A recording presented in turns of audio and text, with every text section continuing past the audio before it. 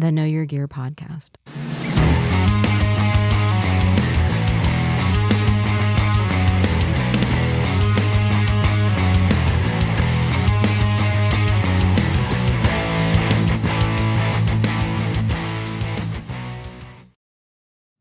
Hey everyone, welcome to the Know Your Gear podcast, episode 451. I hope everybody had a fantastic week.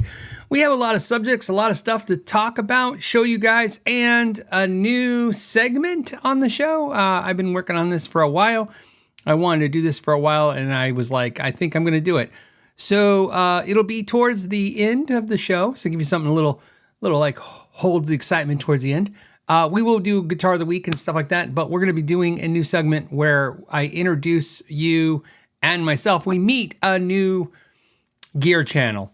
And I've done shout outs of gear channels in the past over and over again where I'm like, hey, check out this channel. I like this channel. Check out this channel. And it's always just felt a little cold or just not really interesting to me to go, hey, check out this channel. I liked it. And instead I thought, what about not a lengthy podcast where we hang out together, but how about a quick 5-minute, let's meet them, let's talk to them, and introduce. So today's will be the inaugural meet segment. We'll do that once a month, and then hopefully it works out great. You never know. not with the person, just with the technology.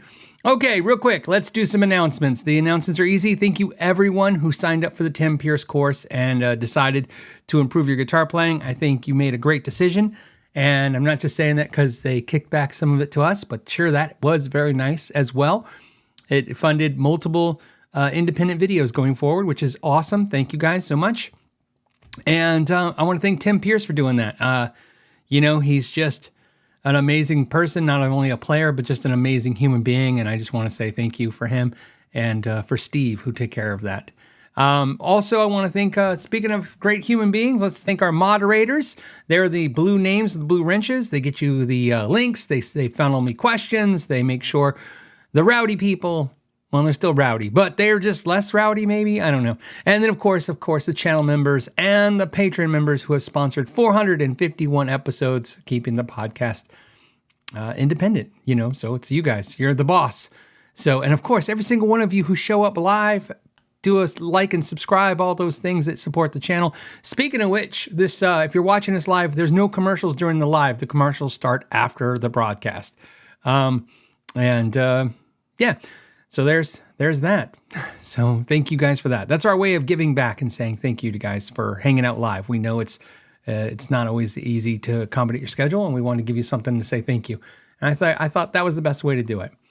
Let's get into some early questions and topics because we have some. Let's start with I'll start with an easy one. This is from Trace Roberts, who says, hey Phil, what are my thoughts on split speaker cabinets? I'm looking at the Bogner 212. I knew it was going to be a Bogner because I think Bogner is like the most common for doing this. So it makes sense. The Helios with the Vintage 30 and the Creamback. He's saying Creamback with a C, not the G, not a greenback, but Creamback. I'm looking to use this with my 35, 34 Ecstasy 50 watt head. That's a great amp, by the way. Thanks for everything you do and bringing this amazing community together. Most of my cabinets, except for one, so I guess all my cabinets that are 212s, except for one, are what I would call mixed. I always called it mixed speaker cabinets. You were calling it, what are your thoughts on split speaker cabinets? I'm sure the word split makes sense. Is that what they call them? I always just call them mixed.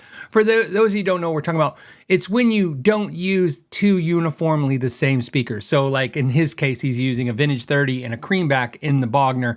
That's the combo I use a lot. Michael Nielsen uses in his 412 Vintage 30s at the bottom and greenbacks at the top. And there's two reasons you want to do that. Usually the Vintage 30s have more low end in my experience. So I'm sure that's what he's feeling. He's going to fill the low end since you can't hear it. You're not going to hear anything above the first two speakers that are pointing at your face. So he's going to hear the greenbacks, but to fill the V30s is why I believe he does that. You'd have to ask him exactly why he does it, but that's my guess.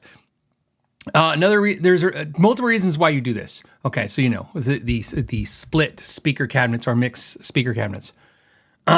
One, it helps with exactly that. Maybe you like the low end frequency of one speaker, but the clarity of another, so they balance out and you get a little bit more, punch out of the cabinet, but you're also getting that clarity. Another reason is, like back to Michael Nielsen, he'll tend to mic up the V30s and not he mics up the greenbacks and not the V30s. At least that's what I think he told me. Yeah, somebody says Pete Thorne's 412 is like that. It's real common now to do that. There's a ton of benefits. One benefit is, like I said, think about this. If you have a creamback and a V30 in a cabinet, you can mic each one up and, kind of get a different sound, or just only mic one of the speakers. Even though the other speaker's there, if you're only miking the one speaker, maybe you like the mic'd sound of a creamback, but you like the throatiness or the power of a V30. That could be a reason. Another crazy thing that happens with these speakers is, first of all, they have to be the correct ohms. So you can't mix match the ohms, or at least I was told you're not supposed to. But you can mix match the wattages. And something that's weird to me, and some of you guys will find this interesting, that if you took let's say a greenback, which is a 25 watt speaker, and you used a V30, which is a 75 watt speaker, both speakers will now be capped at 25 watts. Which is supposed to also change, in theory, the V30 sound. So for instance, in Michael Nielsen's cabinet, technically you would not use that math like two 75 watt speakers, which is 150, and then the 225, so 200 watts. You wouldn't say his cabinet's 200 watts. You would say his cabinet's 100 watts. That's what I've always been told by amp builders to bank on. Don't assume that works, because they're. Although I don't know if that's specifically in the order that they're wired, but I think it holds true for anything. And that's another reason I've been told that when you mix like a greenback with a V30, sometimes that V30, the vintage, just has a slightly different sound because of the fact that it's restricted. It can't have its full power rating because it's capped at the 25. Anyways, I love the idea. I've been doing it like everybody else. I lean towards creambacks. I've always loved V30s, but I kind of switched to creambacks about 3-4 years ago, and I find them, more and more. But I'm a Celestion guy. I have greenbacks, I have redbacks, creambacks, and V30s is most of the Celestions I use. I mix and match them all kinds of ways. And I think that's why I fell in love with 112s, because I'll use a lot of 112s in the situation where I run two 112 identical shaped Friedman cabinets, and I'll have one with a red back in it and one with a cream back, or one with a V30 and one with a cream back, or one with a green back and one with a V30. And I can mix, salt to taste that way. But I like that a lot. Lesbury says, Texas Heat, is that Eminence? Yeah, Texas Heat is Eminence. So Eminence are great speakers too. I do have some Eminence speakers, so you know.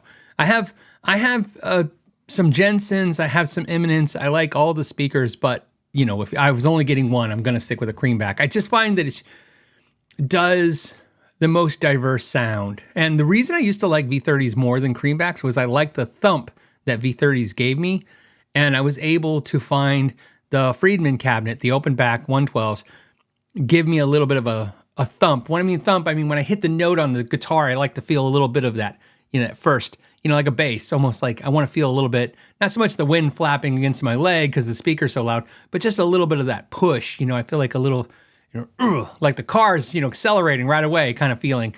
And I find that the creambacks give me the clarity, but in those cabinets, they still give me a little bit of that push. And that's where I found the compromise for myself. So I guess that's my way of saying you should buy that cabinet. I like the Bogner cabinets a lot. That's a cabinet that the 212 Bogner was definitely on my wish list for a long, long time as a cabinet. Okay, so let's go to the next topic question. This one came from one of the moderators. It came early, and I thought it was a cool question. I asked him if he wouldn't mind if I read it on the show. It says, hey, Phil, I need some advice. I live in a retirement community surrounded by retirement communities. Okay, that makes sense. In a 55 plus community. I see guys bringing guitars to Guitar Center to get strings put on, and I'm thinking about starting a guitar restringing setup at home business, part-time appointment only. No tech work. In other words, I understand what you're saying. Just basic setups, adjustments, and of course restrings. Just keeping it basic. Nothing wrong with that. It's the bread and butter of most tech work anyways. It says just strings and setups, polish and polish the frets, condition the fretboard, clean up, and make it nice and shiny. What would you charge for that? I don't want to be expensive nor waste my time. So I would look at Guitar Center's pricing. If that's where they're going, that's who you're going to compete against. So I would expect as a consumer that if someone's doing it in my community, they're going to be less than the legitimate, business, the Guitar Center. Guitar Center is charging about $20 to $25 for a restring, is what I understand. Usually you add for 12 strings, you add for Floyd Roses, because again, you think of it like time, right? So restring a guitar. Classical would be another one where you would upcharge for that. So you would probably want to set a base price for restrings, let's say $20. I don't know if that's the fair rate right now. You have to do a little research. We were charging $25 towards the end, and that was 7 years ago, and no one even flinched at those prices. So I would imagine it's moved since then, but who knows? Anyways, $25, and then you need to come up with for 12 string, for classical and for Floyd Rose, maybe add a $10 surcharge or a $5 surcharge, because it's going to add time, to doing those. So that's what I would charge for that. And then setups, same thing. Try to look. I would imagine their setups are between $50 to $85. Most setups now are running between $50 to $100, depending on your area. Some people still tell me they pay $40 for setups. Every once in a while, somebody's going to shout out, "I pay $20 for a setup." Trust me, you're not in a major market, and that's not a legitimate business at that point. But, and no matter what anybody says for pricing, everyone always has the same response. What? If I say it's $10 for a setup, somebody's gonna say it's ridiculous. But I can tell you that I would think that you want to put, just put some time. What's great about that is you can get Guitar Center's online prices. I wouldn't go off Sweetwater's prices. That's just because their prices are really, really high. And I just don't think most people are going to consider that a comparable pricing. But I would definitely use Guitar Center because that's who you're trying to go against. So that's what you would do is just as a business, right? You want to scoop some people who want to save a little money and not go to Guitar Center. So you can save a little bit of money and you can make a little side hustle. And so you set your prices accordingly. And of course, you're going to have to put in bring your own strings. My advice for strings is whatever your brand of choice is, if it's Ernie Ball or D'Addario or whatever, I would start buying in bulk. You don't have to get crazy with 20 sets or anything like that, but definitely buying when they're on sale. Always have at least 5-10 sets of 9s and 10s there, because you're going to find a lot of guys or players are just going to say, you're like, "Hey, you bring your own strings," and they go, "Okay," and they won't. And then you're also going to find that they don't even know what strings they want. So you just want to be able to go, "Hey, I have D'Addario 10s or 9s," and then you buy them in bulk, so that way you can charge them, the retail for them. You go, "Hey, they're $5.99 a set or $6.99 a set," and and you paid $3.99 a set. It's not going to be a windfall of cash, but at least it covers the time of sitting on that product. And then make sure that you have some kind of formal way of invoicing them with Venmo and all those ways. That's how you're going to get paid. But of course, you said a retirement community, it might all be cash. That's one of the beautiful thing about people over 50. They still have wallets with money in them, like those Neanderthals walking around with cash they've had in there since 2019 trying to give to somebody, and half the places we don't touch cash anymore. So you might be able to do a cash business, which will be nice. That would be most ideal, I would imagine. But definitely want to get some kind of paperwork so you know that. I find that you, especially when you're on a startup business, you want to be able to hand somebody something that says, I have your guitar, here's a piece of paper," right? People get really nervous when it's like, "I'll come back tomorrow, okay?" And you're like, "Yeah, okay, I'll still be here, I assume." But yeah, that's how I would do it. Keep it simple. And like we talked about last week, always have a menu. You don't have to post it anywhere, but have a menu of things you do so that when they understand, this is another thing we didn't cover last week, not only because you don't want to get into those things, but you definitely want people to understand that if something happens, like in the restring process or setup process, you discover a bigger problem, you want them to understand that you're not doing those bigger problems that would then have to go to somebody else. And then you can figure out your best way to doing stuff. And then when I started out, I would just not charge people. I'd say, hey, look, I found the issue. I don't suggest you set this up. You need this addressed. It needs to go to a different tech. And then it's always a great idea to have a tech to refer to. That's what I did for when I first started out. I'd always have a step-up tech that I can take to. And then as a service, it's sometimes polite to say, hey, look, it needs to go to this tech, or, for their extra service. I'll take it to them if you want. And then, and you can still pick it up from me. I'll just deal with it for you. And then maybe you can, figure that out. But it's up to you. It depends on what kind of a headache you want. It sounds to me like you want to keep the headaches to the minimum. So I would keep everything very minimum. Probably focus on restrings. Restrings are, I think I've told this story before. I had no idea about restrings when I opened a music store. I was so lost. What I mean by that is I didn't think that was a thing. When we opened the store, I made a deal with a company called Vinci Strings. I believe Vinci was owned by US Music, which was Washburn and Eden and Randall. And Vinci Strings made me this deal. I bought 100 sets of strings in bulk, and then we had them in tubes, long tubes. So I'd have 100 sets of strings. And we paid back then, it could have been more than $2. $2 is rounding up because, inflation messes with your head and you think back and you're like, I used to pay a nickel, but I think I paid $1 a set. I think I remember that. All six strings would be $1. There was no packaging, but that's why we had tubes that sealed them, kept them.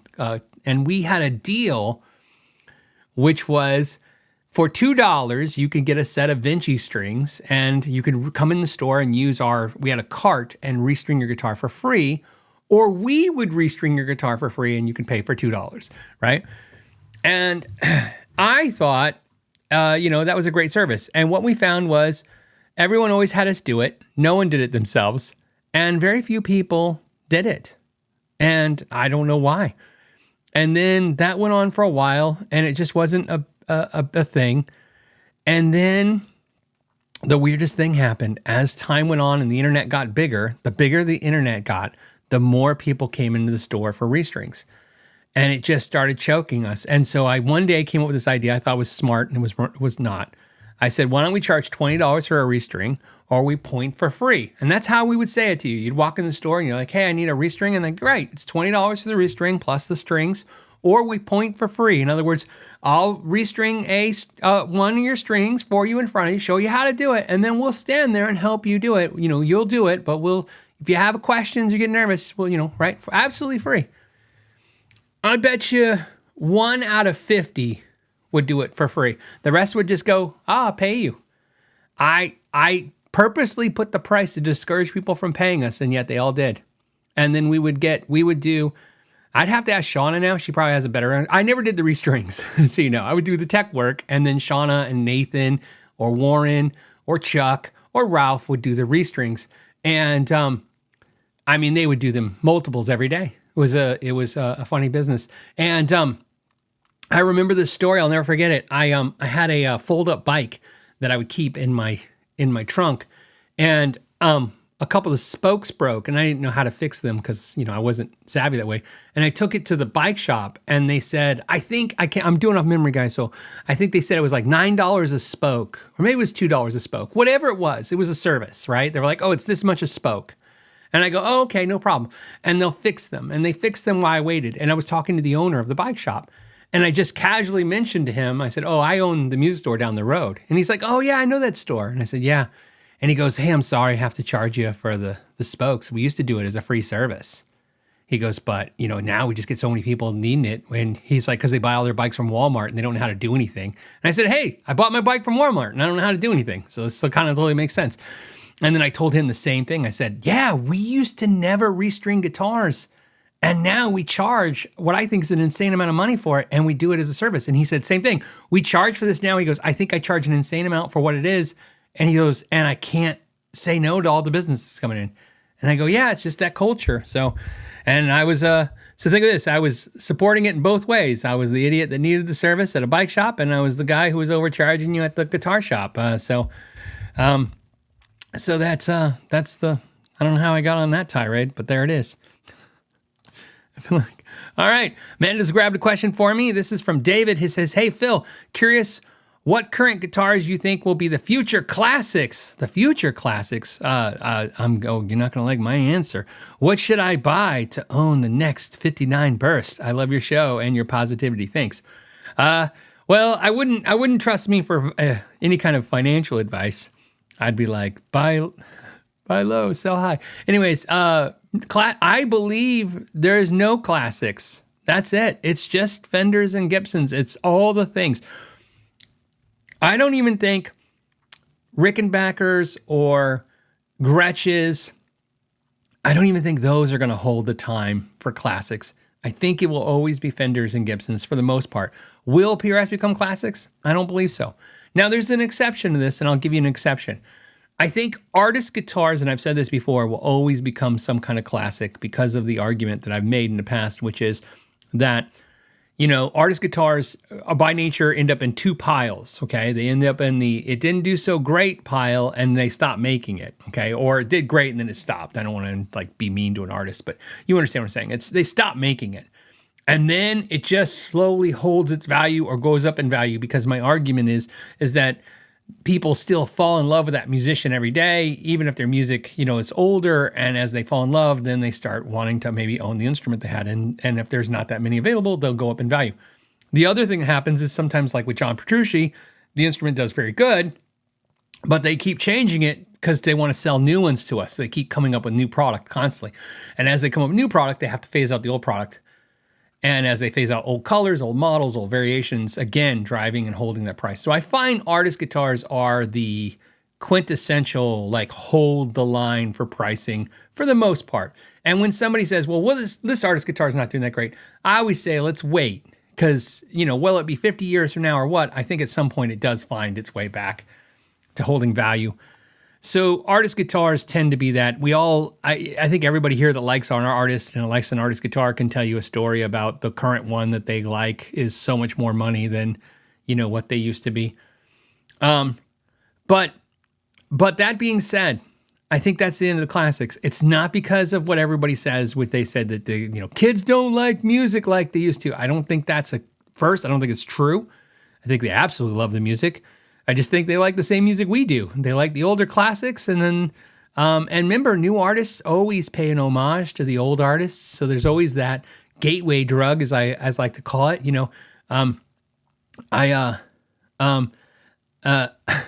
know why I'm stuttering, because I'm thinking, should I say this out loud? When I was at the Kiesel event talking to Greg Howe, I mentioned to Greg Howe that Tony McAlpine was my gateway drug to Greg Howe. And he's like, really? I'm like, and I don't know why I said that. It's this Chris Farley awkward moment. We were both drinking. I was drinking bourbon. He was probably sober. Anyways, but I told him, I said, yeah, as I discovered guitar players, I don't know why, just Tony McAlpine. And then the next one was Greg Howe. And then I was like, oh, that's how I discover you.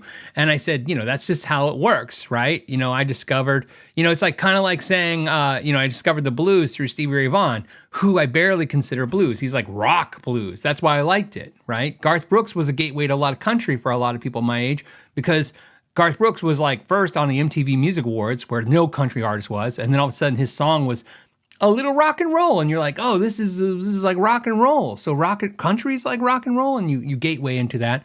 And so I think new artists will gateway people always back into the old artists. That's just how that works. Who hasn't had a moment where your favorite artist says, my favorite artist is the other person you never heard of, and you're like, oh, now I got to go find out what inspired them.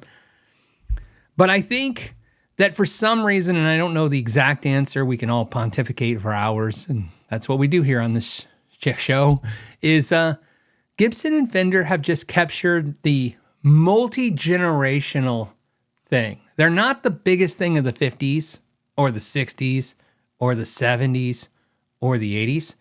They're the biggest thing of the 50s, 60s, 70s, and 80s. Like every formative genre of music that is important to the modern world now was on a Gibson and Fender, or some variant that's slightly not far from that. And that's always going to be huge. This comes up with the 80s classic shredder guitars. Will they be valuable? I think one of the reasons they're valuable is because they didn't hold up very well. They faded a lot. A lot of them weren't very good. and they don't hold up. You could say that about Gibsons and Fenders too, by the way. But I think like we see a lot of it. But I also find that the older everybody gets, the more they come back to the traditional guitars, which is really strange. And I seen that as a person who had to handshake and sell people guitars one-on-one. I see that as a YouTube guitar channel. I see that as just a fanatical guitar lover, that all of a sudden, the older somebody gets, the more they just go, oh, I kind of like the original stuff, you know? By the way, I might have to use the cough cam. Hold on.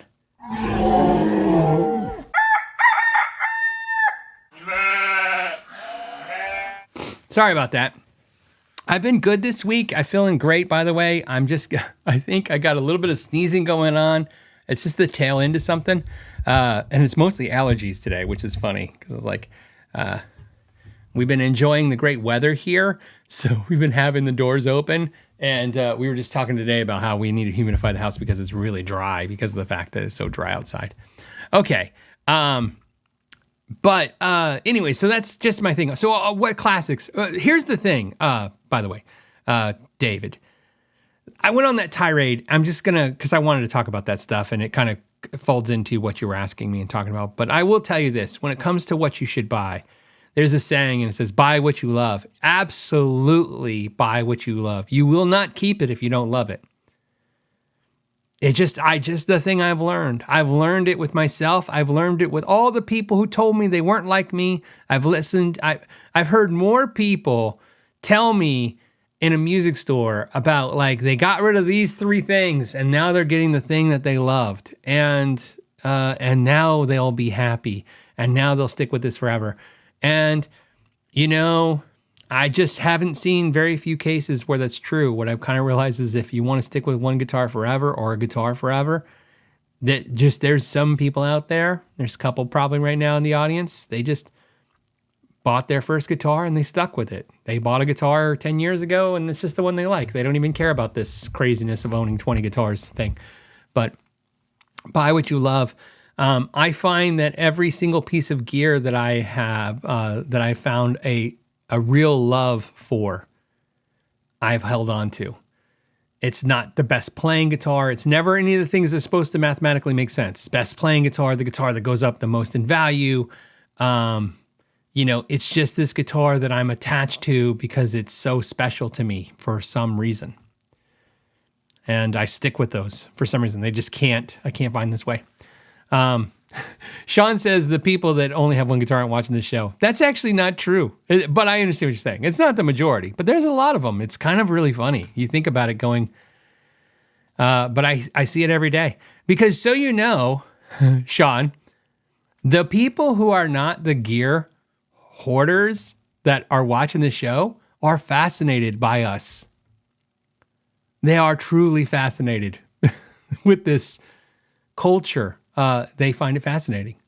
And what's interesting about that is I find that you would find almost no gear hoarding culture fascinated with somebody with 2 guitars. You only have 2 guitars? That's cool. Anyways, I'm going to Guitar Center next week to check to see what kind of pedals they have. But people are fascinated with the culture that says, hey, I need every guitar ever. A friend of mine said a couple weeks ago, he made me chuckle. He's off the cuff. He just said, all I really want is to own every guitar I've ever wanted in my life, at least once. I thought that's the most honest statement I've ever heard in my life. I just want to own every guitar I've ever wanted, just once. just one time. That's it. Maybe not forever, just for a little while. All right. Thank you, RC, for the super chat and the super sticker. Lord of the Nerds. I love it with the 3s instead of the E's. That's cool. I can figure it out with a Z at the end. It says, what is the most serious? Okay, now we gotta get serious. And affordable quality guitar manufacturer brand. And why is it Reverend? Well, I'll tell you why I think it's always going to be, when you talk about affordability and quality, why it will be companies like Reverend is because it's not about importing guitars. It's about sticking to one manufacturer of importing guitars. You got to understand, these companies they have to, once you get a good overseas manufacturer, like I believe, and I could be wrong, but I'm pretty sure I'm right, Reverend is made by Mir, the factory Mir. They're not World. As far as I know, I don't believe that to be true. It could be World manufacturing in Korea, but I'm pretty sure it's Mir. I would love, maybe we should have I should do a podcast with the owner of Reverend and talk about, and see if he'll talk about this, because he's talked openly about when they were a USA company and when he acquired it from the original owner, and, and how they decided to do the import line and kind of keep a high quality, but a more obtainable price point. I mean, I say obtainable because they're $1,200 to $1,000. They're definitely not affordable, but sure, they're not crazy expensive. Somebody says, yes, it's Mir. Okay, that's what I believed. Okay, so from all my research over the years. So the point is that I don't think you understand what it takes for these guys like Reverend to keep their position in these quality factories. High quality factories are sought after, and so brands that can keep them busy. It's just like you and me, right? You get a job and you start getting good at it, and you're like, I want a raise, and I want 2 weeks off, and no, I won't do that extra thing you asked me to do because I have value. Look at the value I bring. The more you bring, the more you dictate what you'll do. This is what happens in the world. So the manufacturers are no different than anyone else. The manufacturers are like, no, we make high quality. We hit deadlines. We are the greatest. We're not going to let you, piecemeal out some affordable product to a separate factory. And, so they start having that same kind of attitude. I'm not saying it's an attitude. I shouldn't say it like that, but it's kind of how I picture it in my head, is saying, no, if you want us to continue to make product for you, we want commitment from you. So Reverend has to commit, and I'm speaking for them in this idea that I understand the industry a little bit. I'm not speaking directly for them. They can have a slight difference in what I'm saying, but I believe this is pretty accurate, that they have commitments they have to give the factory, and they have to and they have to make sure they're selling product. They can't have bad times where they're not selling product. The factory is not going to tolerate that. They're going to go, you know what? We're going to get somebody in here who can order and keep us busy. And so they have to become very good at selling a product and making sure that product is customer satisfied. So they have to be very good at that. But then they also have another customer, which is that manufacturer, that factory. So Reverend is what I believe is very good at that. And I like Reverend, and I used to praise Schecter. I still kind of do. But Schecter is, in my opinion, fallen the way to Ibanez, which is, they're still a good product. I still like them. But I would never blanket say Schecter is a good product anymore. Schecter has turd product now. They just like, hey, we're going to make a fast guitar out of this factory in China that's not that great, but it hits a price point. Reverend, of course, is focused on a price point, but they're focused without the compromise of the quality. Reverend knows, like anybody on the planet Earth that can do math, that if they can make a $3.99 product, they can sell a lot of them. And in the world of YouTubers, where a $2.99 and a $3.99 product is an impulse buy for most of you guys, right? So if I say, hey, look, this, Firefly, right? What is Firefly? Firefly is essentially a guitar-shaped guitar pedal in the concept of impulse buying, right? Look at this product. It's exciting, and it's within most of your budget of your spend-off cash for the month, right? Most of you are obviously you're in a hobby. Usually people who can't afford hobbies, are working and they're not enjoying 2 hours watching some guy talk about their hobby, right? They have some time to spend, and they might have some extra dough to spend. And so the impulse buying. And so I found on YouTube, absolutely, without a doubt, the impulse buying line stops at $500 just immediately. Okay, so if I bring up a product, I can tell you that because you make hundreds, if not thousands of videos like I have, much less the other YouTubers. When I make a video, I can almost tell you how many will convert, not by how many views I get on the video, but how much the product is. Somebody's willing to take a flyer on $300 or $200. $200, and Phil says it's pretty good. I'll take a shot. What do I got to lose? And you'll sell a ton. A couple weeks ago, or a couple episodes ago, we were talking about the Freemans were on blowout for $99. And you guys all bought them up before the show's over. That's great. That's a testimony of the channel and you guys. That's great. But let me tell you, that $100, that does it in in the time of the show. At $200, it took 24 hours of this video to take place. And at $300, it would have took a week. And at $400, it would have never sold out anyways, because it's just too high. And so you got to understand, there's a lot of desire for the guitar manufacturers, to want to be in those price points. Not only for beginners, so they can start the journey in their product line, but mostly to get the middle-aged guys that impulse buy like crazy to buy. And so I respect brands like Reverend who say, this is the quality we put out. We know that if the price could dip just $200-$300, it would open up more sales. But I'm sure they value the relationship with that factory. They value the relationship they have with their customer base, and they're really good that way. There are a few companies out there that are operating like this, and I like them. I've always liked them. And I go to great lengths to, one, tell you guys my bias, but two, to hold some of my bias back, especially in a video, right, where I'm talking about the product. But I think if you watch me for any period of time, you know I have a lot of respect for anyone who's focused on quality, because that's the hardest thing to hold the line on. It's so hard. It's so easy to sell a price point. You know, it's hard, especially if you think about it, and I'm done with this tirade right now, but I just want you to really hear this, because I really hope that if there's one thing you hear today that I say, it's this right here. The one thing that I can't show you on YouTube through this screen is quality.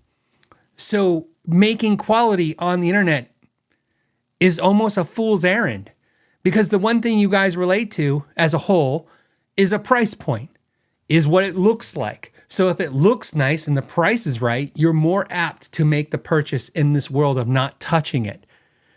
Quality really comes across in the music store when you pick it up and you go, wow, I really like this. Or, wow, that was not nice. And it took you 1 second to figure it out. So like I said, I respect the companies that hold quality, knowing that we're living in a world where price points and fads really cash in fast.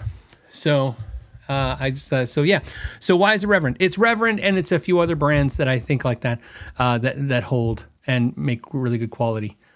And but I agree with you that Reverend's one of the few brands I can blanketly state. Yeah, I don't think there's a bad model in the Reverend line. There's always going to be an example of a bad guitar. I just say that because even though it's funny, a fun fact for you guys for the show is. Reverend's never had a bad review on the channel. So that sounds like a big deal, but no, it does maybe not sound like a big deal. It's one of the few brands. I've had Emerald had a perfect review, but that was one carbon fiber acoustic in one video. Reverend has been consistently, I've never come across a bad Reverend. So very, very cool. I'm sure they're out there. Just the law of averages says that nothing can be perfect, but I highly respect them. Okay, let's go on to the next thing. I don't. Okay, so he's asking me about a weird instrument that okay. Johnny wants to know, says, every pedal he's ordered from Sweetwater in the last 6 to 8 months has been back ordered for months. What gives? I don't know. I've been seeing the opposite. So I don't know. What I see is the exact opposite. I've been buying pedals again. I started buying pedals again, I want to say in November. Sounds about right. I'm sure my wife could tell you because she notices, she sees all the charges come through. So, and the pedal charges always concern her, so you guys know, because they're smaller purchases and there's more of them. So, fraud usually happens with lots of small purchases. So she'll get nervous because I can zap out 3 pedals in an afternoon, and then she'll be like, "Was that you?" And I'm like, "Yeah." And she's like, "Okay, good." But anyways, I started collecting pedals again, and the main reason I'm collecting, so is because they're dirt cheap again. I'm finding smoking deals left and right. I just bought. In fact, I'll just tell you what I've bought recently. I bought a Boss pedal the other day, new and used, by the way. Most of the stuff new. I've really not enjoyed a lot of my used experiences on Reverb. So I've been buying more used stuff, used stuff at Guitar Center. But that's a different story for a different day. I'm actually working on something to try to make a video with Guitar Center about this used situation thing that they have. But let's go look at what I've been buying. So pedals I have bought in the last few months. I bought the J-Rocket PXO Phil X Signature Overdrive. I got that for a substantial discount. It was a substantially discounted pedal. I bought the Boss CH1 Super Chorus. That pedal I bought used, and it showed up and it was brand new in box. And it was, brand new, never opened. And it was listed as a used pedal. I thought I was buying a used pedal. I thought the price was fair for used. I bought it, showed up brand new in box. I bought the Sir Riot Super Distortion. I bought that used because they don't make it anymore. And the guy, same thing. I threw an offer and the guy took the offer and it was a great deal. I bought the, another one. This is, I'm not going to out the stores. But this one was the Electro Harmonics EHX-XO Micro Qtron inflow filter. I bought that. Same thing. I bought it used. It was one of the best used prices I found. I bought it, showed up brand new in box, sealed from, again, another retailer who was just listing stuff as used. Here's another pedal I bought. I bought the Way Huge Green Rhino Small Series pedal. This was listed as a B stock, and it might have some blims. I bought it, again, 30, 40% off, maybe 40% off, and showed up brand new in the packaging, unopened and mint condition. I bought a Way Huge used Javelina Germanium. I bought that one, even though the prices kind of went up on that one. I got that one on a deal. Wasn't a smoking deal, but it was a good deal. I bought the Mad Professor Sweet Honey. Same thing. Those things had been crazy money for a while, and then all of a sudden I got one smoking deal. So I have not experienced that. I bought the Bogner Burnley Rupert Neve Transformer Overdrive pedal. Same thing, smoking deal.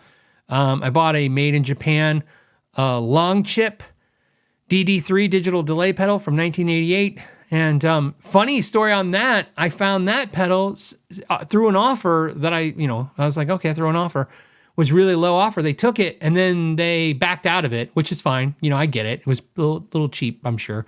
I thought the low offer was really low. I just threw it because I threw it.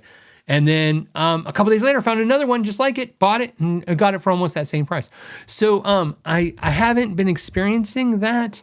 Maybe Sweetwater, but you gotta understand, Sweetwater, you're talking about Sweetwater, so maybe the issue is not pedals, but it's Sweetwater.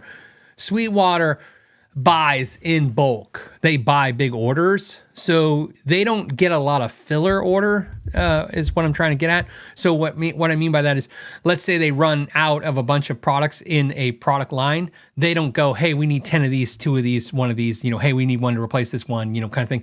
They tend to put in a big order, because the reason I know that is because two of my friends who own guitar companies, let's just say guitar companies, it's who deal with Sweetwater.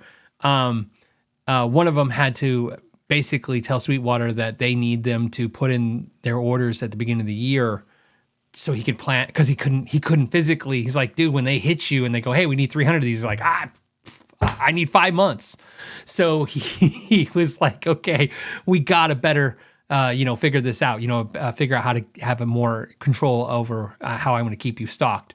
So a lot of manufacturers have trouble stocking Sweetwater because of the volume. I don't think people get the sheer volume of Sweetwater. As you guys know, I've been there several times and I've reported on it, how much the volume is. Dude, the amount of stuff they sell is just constant sales. So they run out of stuff. Sweetwater's so good at selling stuff that anytime a new product comes out, even though I have I don't want to say the hookup, but I can reach out to Sweetwater and, maybe there's a deal for me as an influencer, right? I don't even try that. I don't even waste my time. They'll never have it. It's sold. It's so sold out. Usually the sales guys, they have their, they tell you, they'll go, hey, just, next Thursday, the new Wampler comes out. And then they're all pre-sold before they landed, so I would say for you, my buddy, Johnny, I would say look elsewhere besides Sweetwater. So mom and pops are sitting on pedals for sure, and they want to make deals. So it's a good time. It's a win-win. They need the inventory churned. My wife said it best. Absolutely. A pedal came in and it was one of the Boss ones. And I opened it and I said, it's like brand new. It never been opened, sealed packaging, whole 9 yards. And I said, I'm pretty sure I bought that used. And she goes, they just needed a churn, probably get ready for the next Boss order in January. And I'm like, well, it makes sense. I bought it in December. And I'm sure the company, the dealer was like, yeah, I got to do my buy-ins in January. So let's get rid of this product. And even if we call it churn, even if it meant selling it to me for cost, although that sucks as a retailer because you're obviously not even making money, you're losing money. In fact, so I did the math as I was a Boss dealer for 11 years. The pedal that they sold me, I am very sure that if they bought it at the top buy-in that you can do as a small dealer for Boss, after fees, they lost money. Like, it wasn't even they got their money back. They were probably in the hole a few bucks. And then I said it to Shauna, and Shauna said, oh, well, they probably wanted to churn the cash to pay the bill, the Boss bill, or to order the next Boss stuff. So or pay, you pay the bill so they'll open up your account so they'll ship you more new product, or you've paid it and now you just want to get the new product. Either way. So I would say go out there and find those small dealers right now. A lot of dealers are sitting some product and they'd like to. In a market like this, which is a soft market, something to point out to you guys is markets like this right now are a little confusing. The people who throw out blanket statements, they're just pulling it from their ass. This whole the market's, everyone's broke, no one has any money, and then everybody's like, it's booming. Both are incorrect. What happens now is people scrutinize their purchases, so good things still sell. That's why you can't find certain things that like, hey, everybody wants this thing, and we can't find one in stock. But on the other hand, people are not throwing money away because they're scrutinizing it. So there's product that was less desirable is sticking. And so there's deals to be had if you're interested in any of that product that's sticking. So that's just that. On that note, you know what? Now it's time for Guitar of the Week. It's time for Guitar of the Week. I just want to do it because it's fun. Guitar of the Week. This is actually a special one for me.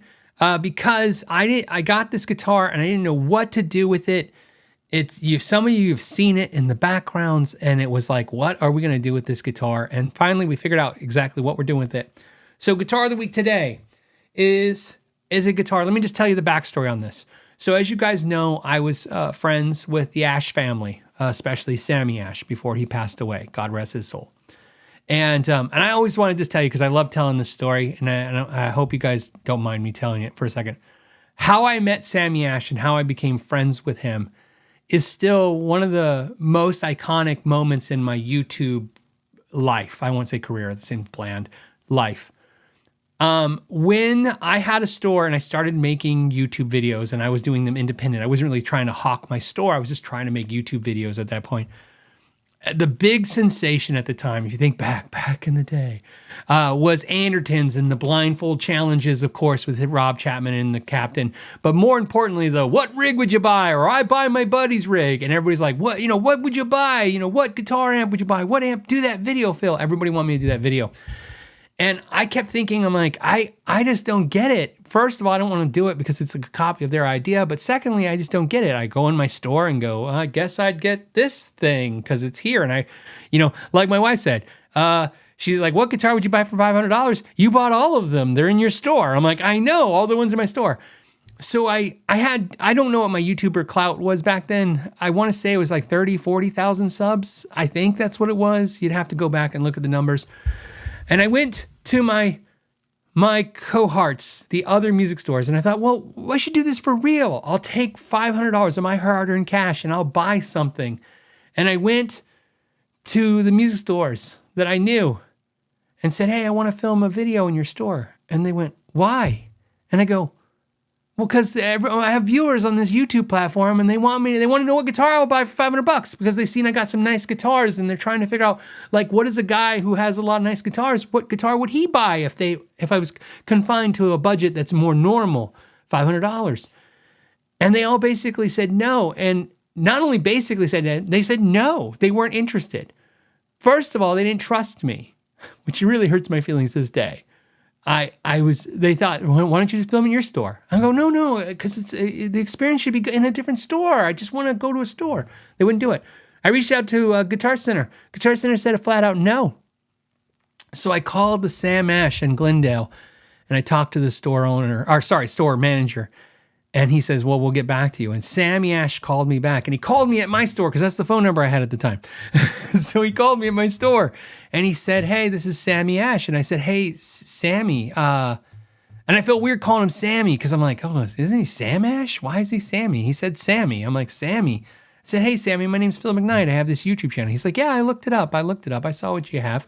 I said, I want to do a video at your store where I buy a guitar. What guitar would I buy for $500? And he says, why don't you do it at your store? And I said, because who wants to see me buy crap in my store? And he laughed. And I said, I got this YouTube channel and it's fun and people like it. And I just thought, what a great idea, go buy a guitar for $500 and see what it is. And I go, I'm just looking for somebody to let me come in the store and film. And he said, and as soon as he heard me say that, he goes, okay. I could hear it in his tone. Like he was relaxed now. He didn't know what was going on. Same thing was probably the other stores. Like, what is this guy trying to pull, right? Am I really trying to secretly pull I'm going to go in their store and go, oh, this is crap, and I wouldn't buy any of it. I'd only go to McKnight Guitar Company, right? And I'm like, no. And so Sammy goes, do you want us to close the store down for you for an hour or two? Do you want to come in a couple hours early before the store opens? I said, no, man, I'll come in. It's just me and my friend, Ralph and Joe. We got cell phones. We're just going to film with a camera and cell phone. We'll keep it commando. It's going to be easy. I have no idea what we're doing. Just going to walk in. We're going to buy something. We'll probably be there for 15, 20 minutes. And he's like, whatever you need, Phil, just go ahead and use it. And I said, thank you. I said, thank you so much. I said, I've been asking everybody. I said, I didn't want to say this to him. I didn't tell him this part. I'm telling you guys this. I didn't want to say this to him. And I kept telling myself, like, shut up. Don't say it. But I blurted it out. I said, I've asked everyone, which is kind of an insult, right? I've asked everyone before you. But I said, I asked everyone and they all said no. And he said, Phil, that's because this industry is full of bitches. And that started our friendship. And he let me film in his store. And I've always loved him ever since. And he did our podcast. In fact, he was the first person that did our podcast in the industry. And I miss him dearly. He was a great man. And so here's why the Guitar of the Week became a problem. Ben Ash reached out to me and said, hey, look, it's the 100th anniversary of Sam Ash. It's our 100th anniversary, 100 years. Sam Ash, 100 years old. We want to send you the 100th anniversary guitar and you do a video. And I said, okay. And then you guys know what happened very shortly after that moment, Sam Ash closed. And so now I'm like, okay, I don't know what to do. And so here's the good news. I have good news for you. So as you guys know, Sam Ash, the website was purchased by a company in Mexico, and Sam Ash, the website still exists today. If you want to go buy stuff, they still operate it just like that. They don't have physical stores anymore. But so Derek Ash, one of the Ash family, still works there, and he runs the website. So it's still not only just Sam Ash by name, but there's still some Sam Ash there. So I thought, we're going to do this today. This is the limited edition 100th anniversary Sam Ash. Look at that Sam Ash logo right there on that truss rod cover. Sam Ash Michael Kelly Patriot guitar. And first I want to show you the case. They come with this case, and it's a nice Gibson-esque brown case, but the Michael Kelly is stitched. Can you see that? It's actually stitched on there. It's not a decal. It's not vinyl. It's stitched into the case, and a beautiful case. It's a case. It's not pink inside. It's gray. I'll show it to you. I know it's not going to be exciting because I'm like, hey, look inside this gray case. And, but I know maybe you guys are curious. Oh, it is red. It's red. It's not pink. I just remember it was not pink, but that's actually burgundy. That looks pretty good. It smells like plastic. I know some of you guys are going to go, it smells sweet. Not all the cases smell sweet. But anyways, this one comes in red, comes with 3 P90s and a 5-way switch. 5-way switch is wired up exactly like Strat. This is essentially it's a Strat on a Les Paul style body. You have a mahogany body with a maple cap, right? Set through neck, mahogany neck. I need the specs. I want to show you real quick just so you guys know that this guitar is $799, and they still have them because they held back selling them because, again, they were trying to figure this all out. So if this is something you're interested in, I thought it was cool. So So $799. Let's go to the mahogany neck with a C profile. I agree with that. It says ebony fingerboard. Yep. You know what's funny is it looks rosewood, but I get it. It's ebony. Includes a certificate of authenticity. It does. It does. Does mine? Did I not look? Mine didn't have one. I don't think it did. I would have noticed. So, okay, that's what it says, but mine doesn't have one. This is good. I can blow my nose. Excuse me, guys. At least you guys had to hear it, but you didn't have to see it. 5-position selectors, like I told you, 3 P90 style Rockfield pickups. Rockfield is a pickup that a lot of you are familiar with. They used to put them in BC Riches and stuff. Slim style mahogany body. I noticed that too. You guys know anything about the Gibson lights at the thin bodies? This has the thin body, but the arch on this is more extreme. So beautifully done. And of course it's red with the top. I like that they did the cream pickups with the cream binding. And then I'm like, I like the switch. I just don't know if the black knobs or should they be the gold? I just don't know, but I like it. Let's go ahead and play it. So to show you guys, I have a little side cam. Look at that. So, woo, look at that. It's crazy. Okay, so what are we running? I'm running look at that. I'm running my Synergy 20-watt head.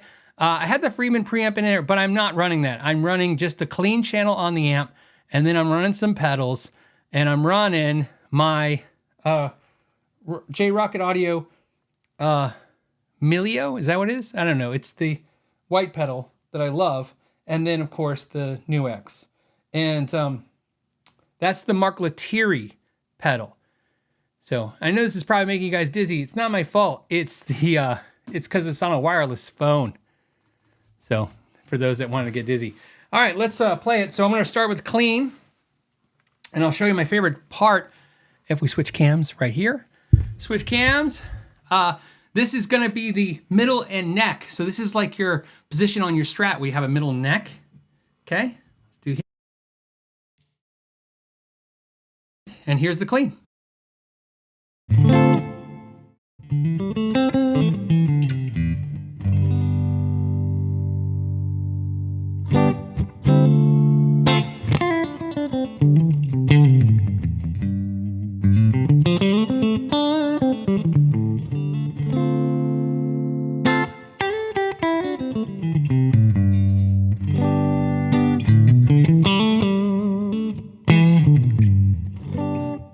That is just makes me, you know, if you guys saw, I did a video where I played a Reverend that had 3 P90s. I think I'm falling in love with 3 P90s.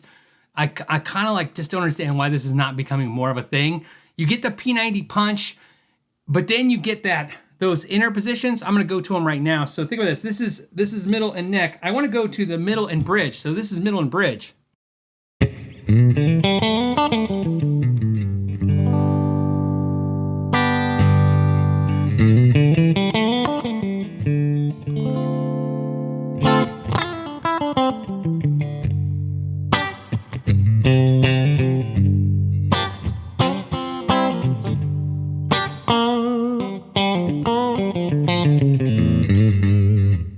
Okay, let's go to the neck position. This is just the neck pickup.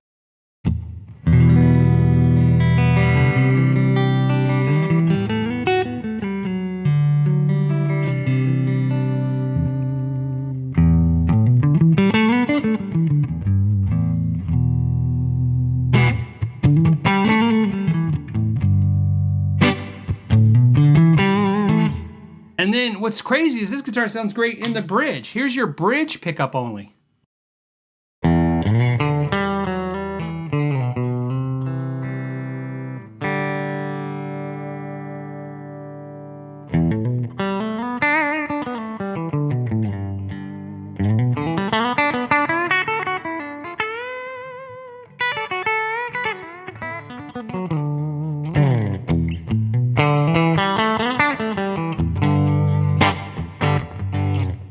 Okay, and now I'm going to hit the Mark Lettieri pedal, which is my favorite overdrive pedal. At least it has been for 2 years. So, good long time to love it. All right, here we go.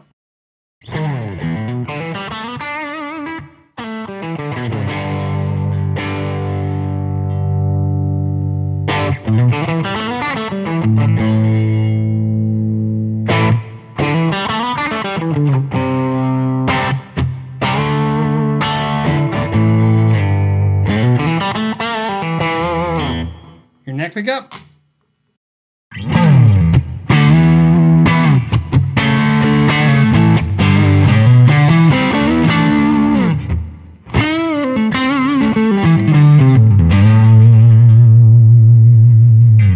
And now I want to go to that neck and middle.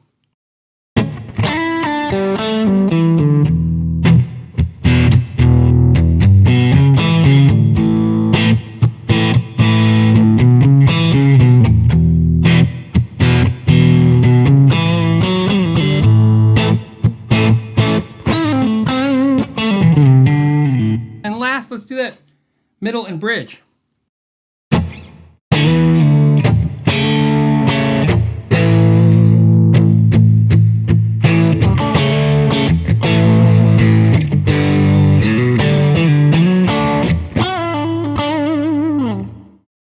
All right, so that is the 100-year anniversary Sam Ash, which still exists. Sam Ash is still here.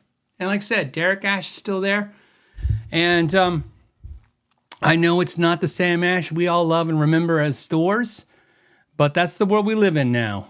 And, you know, at least some history of that is still going on. And I thought, you know, what a better guitar of the week. For those that are curious, this guitar is made in Indonesia. I don't know why I'm holding that. You guys can't see it. It's got a scarf joint. And then on here, I just realized that this is number 5 of 50. So they made 50 of these. So 50 of these exist. This is number 5. Wow, they gave me a really early production one. So that was pretty awesome. So this is for Sammy, man. Like, I mean, thank you for letting me film in your store. Which, by the way, like that wasn't the video that I would say launched the YouTube career. But if you look at that video, what guitar I buy at Sam Ash, that video was a crusher. Like, it really put me out there in front of people. I don't know what it's at now. I just remember when it hit 1 million views. And then I'll throw you this insight. I remember when the video hit 1 million views, I reached out to Sammy and I said, the video hit 1 million views. Because I was like, that just sounds crazy. I'm pretty sure that was my first 1 million view video. And I said, 1 million views. And he's like, that's crazy. And he said something to the fact, I can't remember exactly because I was too excited. He said something to the fact, he goes, we just had Slash do a video for us. And he's like, we got 39,000 views. And I'm like, yeah. I go, what? And I said, and that, because obviously I'm a huge Slash fan. And I knew what he meant. Obviously he wasn't, saying anything bad about Slash. He was just saying like how crazy that is that I did that. And then I said, yeah. I said, but I said Slash didn't hold up 5 $100 bills and shake it and say, I'm going to spend this. And I said, so I go, I think that's what really did it. It's like, it was a real video. I went in there and I bought a real guitar and it was a fun video. And if you watch that video now will make you sick, because if you really want to see, some people like to think of inflation in guitars from 2020. Whoa, look at that video now.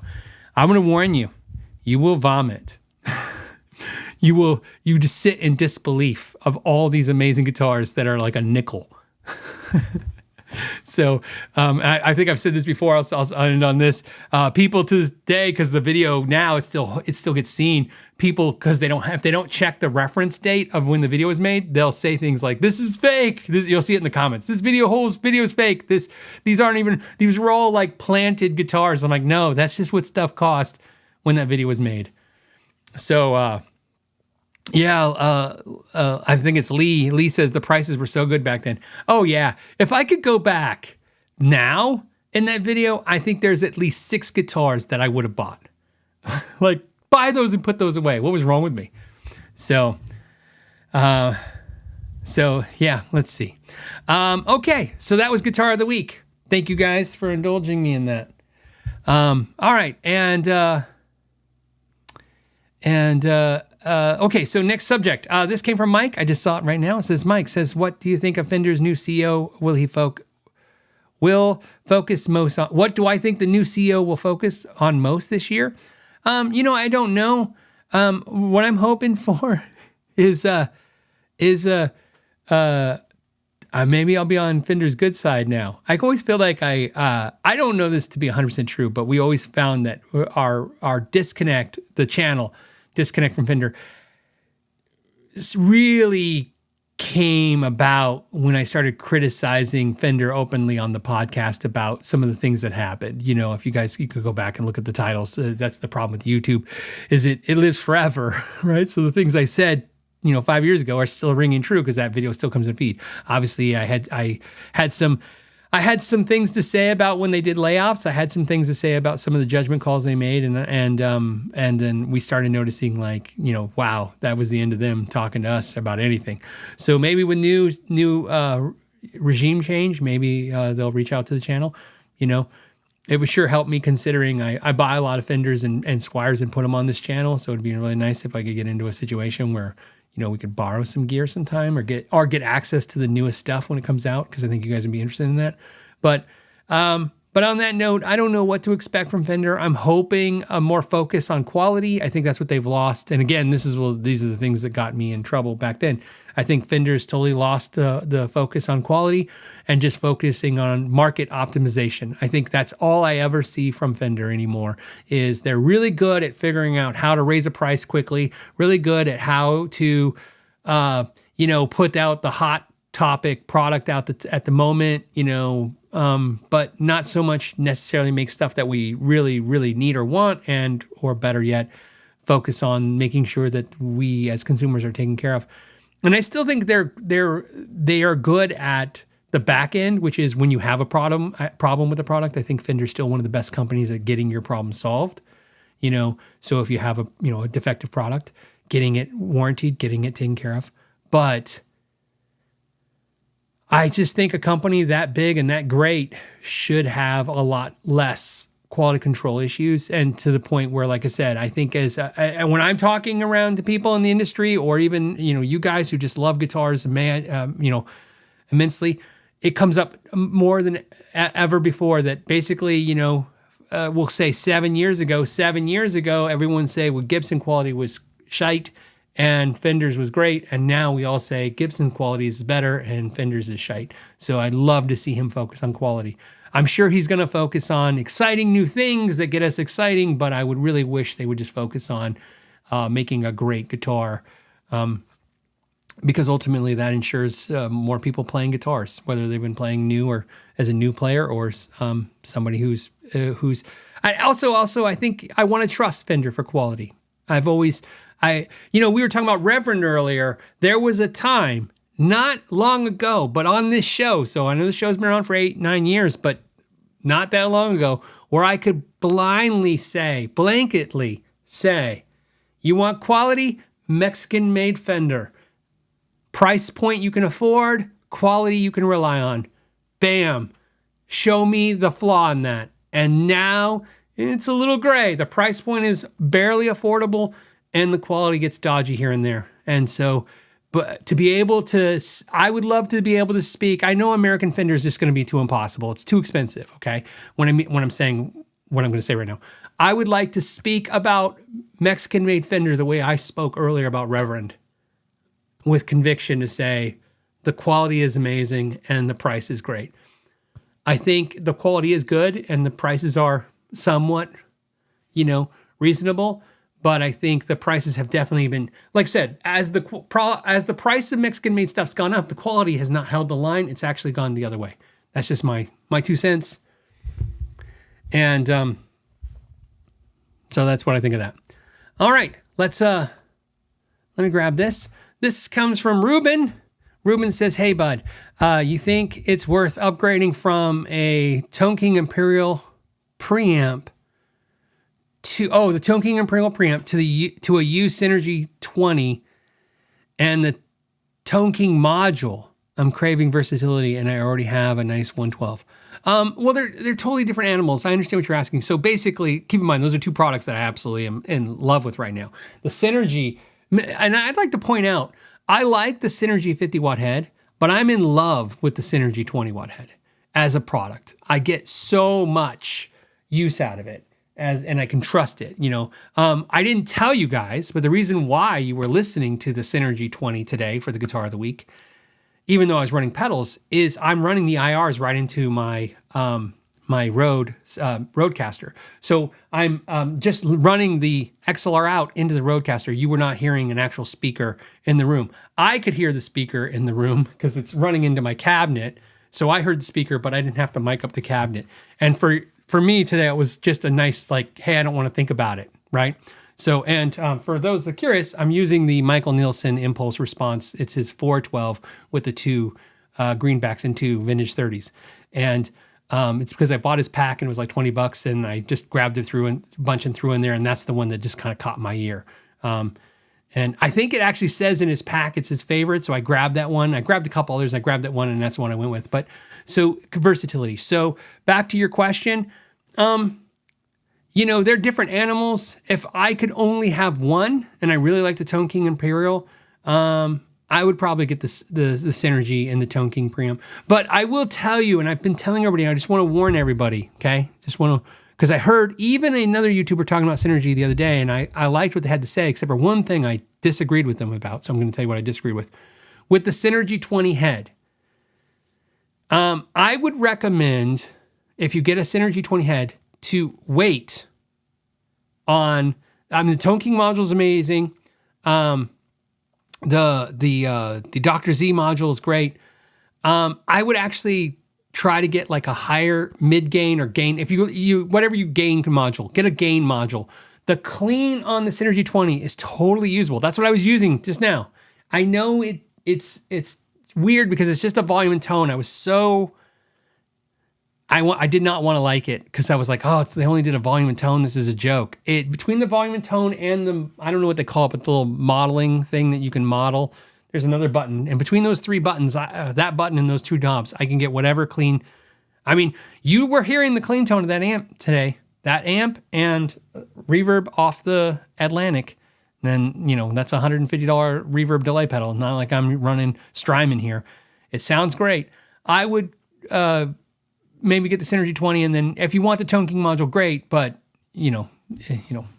but I actually like having a better gain module. So, and it's not even for high gain. I just like to have something like that. But so that's my 2 cents. By the way, last week we hit a record on the channel for the show. We had 1,590 people. We have 1,500 people again. That's pretty crazy to see that number. We've always had a pretty good number, and it's been close to this number before, but these never. We thought last week was a fluke. In fact, the moderators and I were talking about it, and I even told them. They said, "You see that number?" And I said, "It's a fluke. We'll see what happens next week." And I go, "That's pretty crazy." So thank you guys for joining live. That's pretty fun. It's pretty exciting. It feels like, I don't know. I kind of picture, is this what Rick Beato gets when he goes live? I figure this should be like Rick Beato numbers now.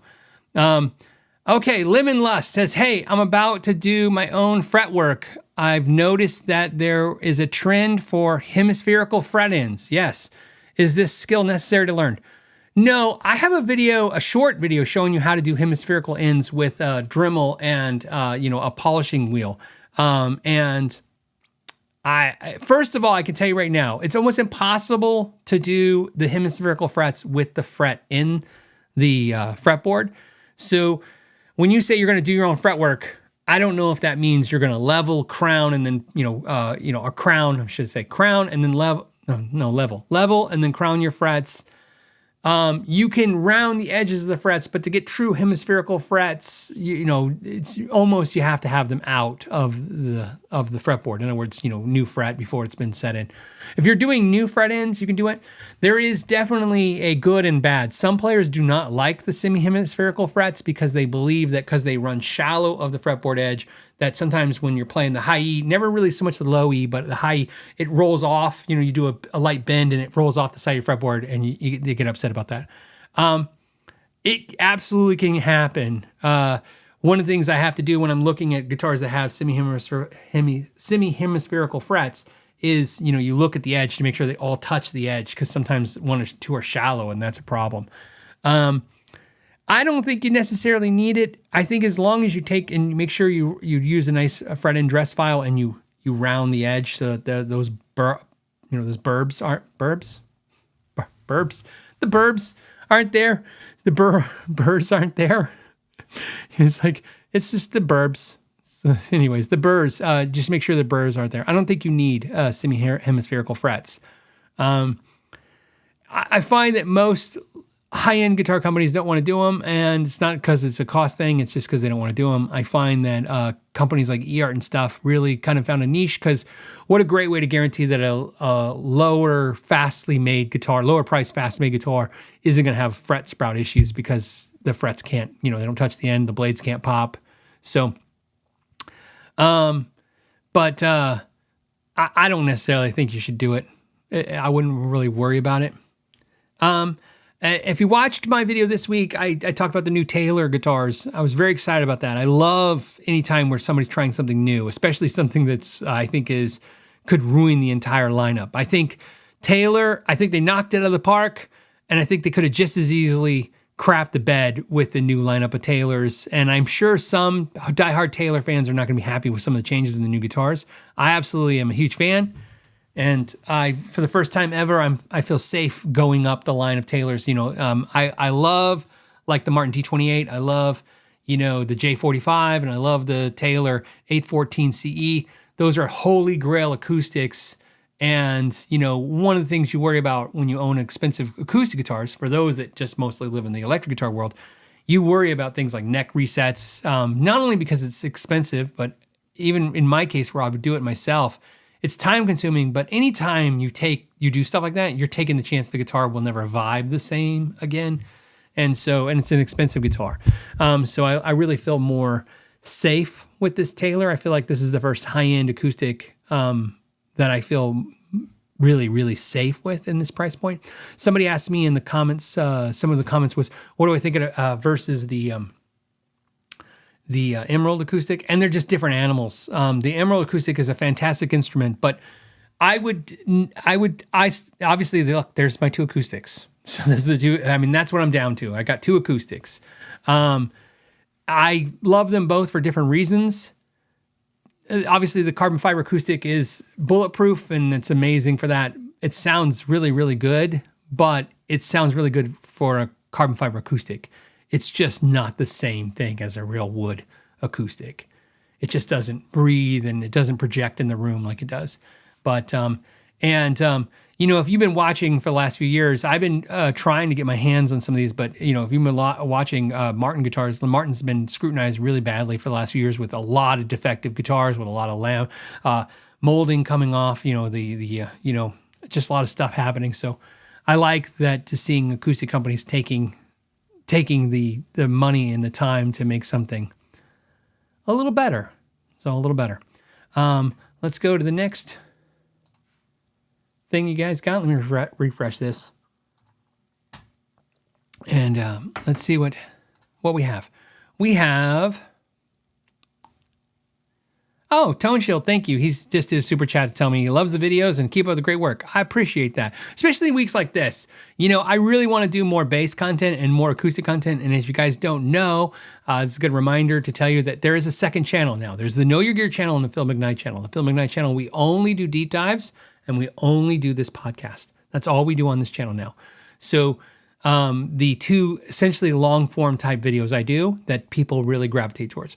The Know Your Gear channel, we do the clips of this podcast plus unique extra bonus clips that you guys don't see, extra content like extra interviews and stuff, and then amp and pedal videos and stuff like that. It's all there. And it's been working great. We love it this way. It's twice as much work because it's twice channels, but it's been working and you guys seem to like it. And but there was a last minute decision. I was going to go, okay, bass and acoustic guitars will go on the second channel. And then it was like, but they're deep dives, and deep dives should go on the main channel. And I made the decision. I go, I'm okay, fine. Then deep dives go on the main channel, even if they're acoustics and basses and acoustics. I'm lucky if I get half the views on an acoustic video and a quarter of the views on a bass channel. And I made the decision, and I'm happy I did, because it doesn't do the same views, but you guys, I only care about this. It's how much you watch of it. If you click in, do you actually care? And the retention on that video is fantastic. And that's all you really care about when you're spending days making something. All you want to know is that it doesn't matter if 2 people, 20 people, 20,000 or 200,000 people like it. It just matters that someone likes it. The worst feeling is that, it's doing poorly because of the fact that people clicked in and thought it was boring or stupid. And the fact you guys didn't find it boring is great. Thank you for that. The convert says, hey, Phil, what do you think of the trend of YouTubers using guitars only as set dressing? I don't know. All my best. I don't know what that means. Is that like this, where we just put them in the background? Set dressing? Okay, so the convert, the question is kind of vague. So, and I watch a lot of YouTubers, so you know. So, I think that I told you guys this before. If I didn't have a YouTube channel, this is not what my office would look like. This is I've been battling over the years, kind of what my wife says. She goes, the viewers put in the comments, they like seeing different guitars each week and different stuff to see. And I go, oh, okay. I like everything to be less cluttered. So this is the most cluttered I can take. At one point, if you go back in the old enough videos, I had like the row of amps and then a row of pedals and a row of guitars, and I was trying to make it not cluttered, but it still felt too cluttered to me. I love it when everyone else's videos are cluttered because I want to see what they have. But for me personally, I just want things to look more professionally set, right? And I'll just be, again, always frank with you guys about this. Main reason I like my backgrounds to be certain ways is because I really don't want you guys to know every personal detail about me. I love you guys. I hang out with you guys all the time. Viewers, I meet viewers everywhere. As you guys know, I'll walk into a Guitar Center and I talk to you guys. I'll talk to any viewer in a parking lot for 2-3 hours. So I'm sure a dozen of you can comment on that right now. But obviously, I like to keep some of my life private because not a lot of you are the same people. Some of you are crazy. Very few of you, but some of you are crazy. And also, I just like to have some of my personal life. So believe it or not, this is me showing you my gear life and then keeping as much of my personal life and I'll just tell you how it happened. I used to put more personal things in the video, not on purpose. They just happened to be there. And then I learned over time, people would go, oh, and they would know things about me that were less about guitar. They were more about like, oh, I know you like, flowers because there was a flower in the background, right? And then I'm like, okay, look, I want you to know me as the gear channel and as a gear person, but I don't really need the whole world to know, that I like flowers. I'm just making that up, but you get the idea. So set dressing. I would imagine that most channels are going to try to put their best foot forward and their most pretty guitars forward and the pretty gear, but to be honest, in that regard, I would imagine that a lot of channels aren't doing that. If they're professional channels, with professional meaning they're actually making a living at it, which is a small amount, but they are. You're usually propping up the gear that's been sent to you because, one, sometimes a company wants it, but that's actually not that common, believe it or not. I know you guys think like, oh, the companies want us, they want them to be in the background like product placement. The companies don't even watch the content. Most of them, you make the video and you send them a notification. I have not 1, not 10, not 20, but more than that, embarrassing stories of companies sending me an email that I thought was kind of nasty, saying like, hey, when are you going to make that video? And I'm like, I made it 3 months ago. It got like 400,000 views. You didn't see it? I don't say that, but I'm like, you didn't even look? I'll just say it was Carvin. Carvin once contacted me and basically said, hey, are you ever make that video on our pedal? And I go, not only did I make it 4 months ago, it's the most viewed video of your product on the internet. So I said, I think they called me when I was on vacation with my family. I was in the car on vacation. I was like, and they're like, oh, we're going to get, and I was like, so just trust me when I tell you that most of the companies don't care if this stuff's here. However, I find that being friends with so many YouTubers and knowing them because they do what I do and vice versa, and that's our commonality is that they do it, a lot of them feel this obligation. I should promote the companies who are good to me or work with me because so many companies won't even return your email, right? That's the irony of, the irony is I don't care how many views Rick Beato gets. For every person that would probably beg to be on Rick Beato's channel, I'm sure there's people who wouldn't return his call or email. And that's just how everything works in life. There is no like, oh, at your level, you're obviously everyone's begging to be, on your channel. And I'm like, I would say 80% of the industry doesn't know my channel or want me, would be interested in any of my content. And the other 20% is the opposite. They really want me, and they really want me to use their content, their product, my content. And that's about the right number. And I'm not being humble. That's about the right number. I'm just being transparent about that. But anyways, with dressing, I would say that's what I understand the question is about. But yeah. So you know what? It's a good segue because I think it's going to be fun. Okay, so I've been thinking about the guitar of the week and the gear of the week. And I like doing those things. And as you guys know, just like how I do instructional videos and then I do, deep dives, or I do like, here's a piece of gear. I try to keep the channel to the point where it's like, yeah, not everything is what can you buy this week kind of attitude. What can you, what is there for you to spend? And I go, how can I add another segment that isn't just, hey, look at more gear for you to buy and more crap for you to buy? Or, even though I think lessons are a good, breakaway where it's about investing in yourself, it's still about financial investing. And I decided today is the inaugural segment. So I'm looking right here. We're all set up. A cue. We're going to do Know Your Gear Meets. And so this is where I'm going to introduce you to another YouTube channel. This is, so the requirements for this is super easy. I'm going to do one a month. Here are the requirements. I got to not know this channel. Okay. I mean, obviously I can be aware of them because they're a channel I like. That's how I found them. But it's not like one of my buddies, we're not hanging out every Saturday and I'm just like, hey, check out my buddy's stuff. This is a channel that I just know the channel, like the channel, or maybe you don't, which is the whole point. The channel has to have less subscribers than me, which I granted, that's not going to be the hardest thing. I have luckily enough to have a good amount of subscribers. But first thing, it has to be a smaller channel. I'm looking for channels, especially sub 100,000. If they don't have that little plaque, I have a plaque. There's a plaque. Okay, so no plaque. Right? Something somebody I like. And so today we're going to meet Buddy Blues. And I like his channel. I like him. And we're going to meet him together. This is a short segment, but guess what? We're going to put a longer segment on the second channel. So let's meet Buddy Blues. My wife did an intro piece for it. So let's do the intro piece. And now let's meet Buddy Blues. Today, we're going to meet Buddy Blues. A lot of you already know Buddy Blues' channel. I know it because you're all gear freaks, and he's a gear channel. But I thought it'd be fun to actually formally meet some of the channels out there instead of just giving them a shout out, do a literal meetup. So I got questions for Buddy. We're going to start. I'm ready. And thank you for having me. This is going to be fun. I can't wait. This is where It's going to be downhill from here for you. It's like, this is where I go, oh, was I supposed to let you talk too? I'm going to be the one to bring down Phil McKnight to ruin his channel. Here we are.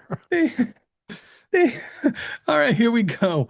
Here's my favorite one. All right, it's not my favorite one. Last one's my favorite one.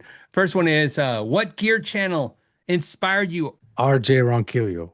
And all day, every day. And I can pinpoint to you exactly which video. It was the video of the Kingtone Duelist, if you know that pedal. Oh, yeah. Yeah. It was when it first came out, and demos were newish at the time. I think this was 2018, 19. Sure. So demos were, I mean, you had Andy, but I remember I was looking for the Duelist and I wanted to hear it being played. And then I saw RJ's channel. I'm like, I want that to be the rest of my life. It was that video, and it was RJ Ronquillo, the GOAT. When I watch channels now that I like your channel, Thank you. I take it in and I like it, but I also try to figure out where the lineage is. Yeah. Where that ism came from, or that, or the, because there's certain things that are just like my favorite joke ever is all gear channels. I call them Sanford and Son. It's like all our crap. It's right behind. This is all our crap. Like every channel, I love it. It's like, hey, you want to see my stuff? It's right here. Yeah. This is my stuff. And we know it started because that's what we all saw first. Oh yeah. Somebody had a bunch of stuff, and we're like, oh, and you were just looking at their stuff, and then right? Oh yeah. Look at all my toys. Come over and look at all my toys. Yeah. blue lights and stuff like. Yeah. God, we're so conceited. Right. You're like, and yeah, I would honestly say on a side note that without gear channels, like if they, because every once in a while you get those, prolific questions like, what would the world be like without gear channels? And I'd be like, well, Yeah. first of all, no one would know what to do with their pedals, Oh, right? They yeah. would not know that they belong on the wall Yeah, in display, definitely. On right? on a floating shelf, excuse me. IKEA floating shelf, Yes, exclusive. yes. We single-handedly probably sold more IKEA product than gear product. Oh yeah, I think so. Oh yeah, So certainly. now here Mhm. comes the next one. Ready? Now that you do it, why do you do it? It started out as, see, the channel is, I'll try to keep this answer short, I promise. But the channel started as me discovering pedals. I never played pedals before throughout my whole music career. I never played pedals. It was always guitar through an amp, usually either a supersonic or a Fender supersonic or a Fender Bassman.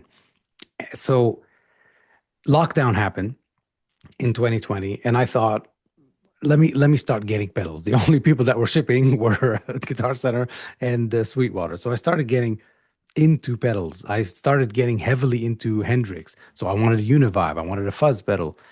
And I thought, what if there's someone out there that's just like me, been playing guitar for 15, 20 years, and has never had a single interest in pedals?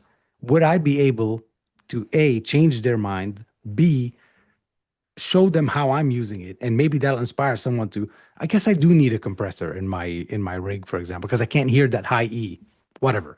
Right. I do need a fuzz pedal to sound like Hendrix and stuff like that. So that's how the channel started. Why I keep doing it now is because this has become the funnest thing and the most fulfilling thing I've done for a while. I do this segment called Small Business Tuesday on the channel. With Small Business Tuesday, I basically put a spotlight on a brand that you've never heard of, a brand that maybe has been in business for 5 years and has never gotten really the traction, and they make the coolest stuff. And then I put the spotlight on them, and hopefully they get known and translates into sales and whatnot. And people now start talking about whatever company it is, and I like that. It brings me joy. Also, pedals. It's like asking anybody, like, hey, I have a job. Why do you do it? And you're like, well, that's why I pay my rent. That's how I Yeah. pay the bills. And there's Yeah, a little also bit the of that mortgage. there. Yeah. But I have learned that the pushback against you is so extreme. There's a bigger driver than money because money's not consistent in this. Yep. At first, you don't know why you're doing it or what you're doing, but then you discover a joy of it. And then that joy really does push it. So that's why I Yeah, like all that the time. question. Mhm. Yeah. Okay. Last one. This is Yeah. the hardest one. I'm ready. Okay. What is your favorite piece of gear right now? Oh, that is a really hard one. I know, because it's got to be now. Like the current piece of gear that you love right now. Victory MKX, the Oh, newest amp Victory amps released. Victory amp. okay. So the new Victory amp, I saw the launch of that. It's Yeah. 2 channels with reverb, Yeah, 3 channels. 3 pretty much. channels, right? 3 channels with 2 reverbs. 2 reverbs. Yeah, man, you would love that amp. You It would looks. love that amp. I watched. I watched a lot when they released it. That is But a that good. that one they sent me, and I ended up buying it. There was a whole, you know how YouTube works. I know. There was a whole, we can send it to you. Blah, blah, blah. Just send me it. Let's see. We'll discuss a price later. We'll see. I got it. I'm like, nope, keeping it. So let me discuss a price with you now. So I ended up paying to make the video. I ended up paying Victory, and I'll do it again. Yeah, My I've done God, that. man, remarkable cleans, remarkable overdrive, heavy drive, reverbs, heavenly reverbs. I'm in love with it. I can't stop playing that amp. Have you done this one yet? Have you had a company send you a guitar and then you're like, okay, I gotta buy this guitar, and they go, Mhm. and then they go this, they go, no problem, send that one back because that's our promotional one, and we'll send you a replacement. I'm like, no, Yep, no, Frank I Brothers, have to have this one. And they go, everybody 100%. says that. I go, no, you don't understand. Yeah, Like if I send this back and you send me another one, yeah. I'm I'm not gonna not love it, it like that. Yeah. Oh, I'm like, it dude. has to Yeah. be this one. Yep. Uh, Yeah. all right. So now you guys have met Buddy Blues. By the way, I have confirmed that his real name is Buddy. It is So on my ID. He checked my ID. Phil checked my ID yeah, before we started this. yeah. And so just so you guys know, I only say that because sometimes, channels have names and then, like that their name isn't the name, like they have, trying to think of a perfect example of that. Now all I'm thinking is the channels that have their names. Agufish isn't Agufish, right? He's, his hunter. So I just thought that'd be interesting. So in case you're curious why I called him Buddy, it's because his name's Buddy at the beginning and his channel is Buddy Blues. So check out Buddy Blues' channel as this is the first meet. If you guys like this, put in the comments right now that you like doing these quick little shout outs. I think it's a great way, instead of just mentioning a channel, to get to know them for a second. And I want to thank Buddy for doing it. Thank you so much for having me, man. It's a pleasure. You're welcome. Did I push the button? No, let's just stare awkwardly at the people that are still watching us. How do I stop it? All right. So we're back. We're back to just us. I hope you guys enjoyed that. It's a little tricky to pull it off, but I thought it'd be fun and something different. And again, I'm just going to tell you guys, just so you guys know, I don't have any official rules for this segment other than I'd like to do it once a month. We'll keep it to like 5-6 minutes like that. We'll do a little bit longer form with them for the second channel. So in case you want to see more, but of course you can see more of Buddy Blues if you go to his channel. We'll put links. I already have links in the description. You can check it out. If you haven't figured out how did I get Buddy Blues on my radar, well, two things. One, I saw something of his years ago where he was talking about the Supersonic 22 and his love-hate of it. I have a love-hate of the Supersonic 22. Like, I love it, and then I'm like, I don't know if I love it anymore. And then I love it, and it's an amp that always calls back to me. But also, as you can to earlier when I was talking about buying pedals, I'm like, and I was like, I'm looking for a pedal. I go, I'll check out Buddy Blues because he has great pedal demos. I think he does like some of the best Lawrence Petros pedal demos out there too, by the way.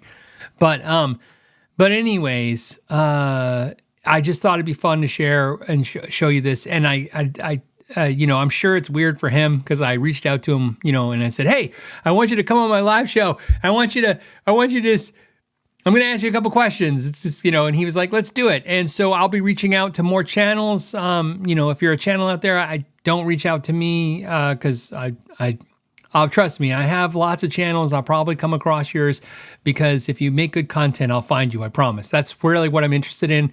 This isn't like I said, this isn't I met him somewhere in Germany, or I met him in Indiana and I just like him as a person, because there's a lot of that too.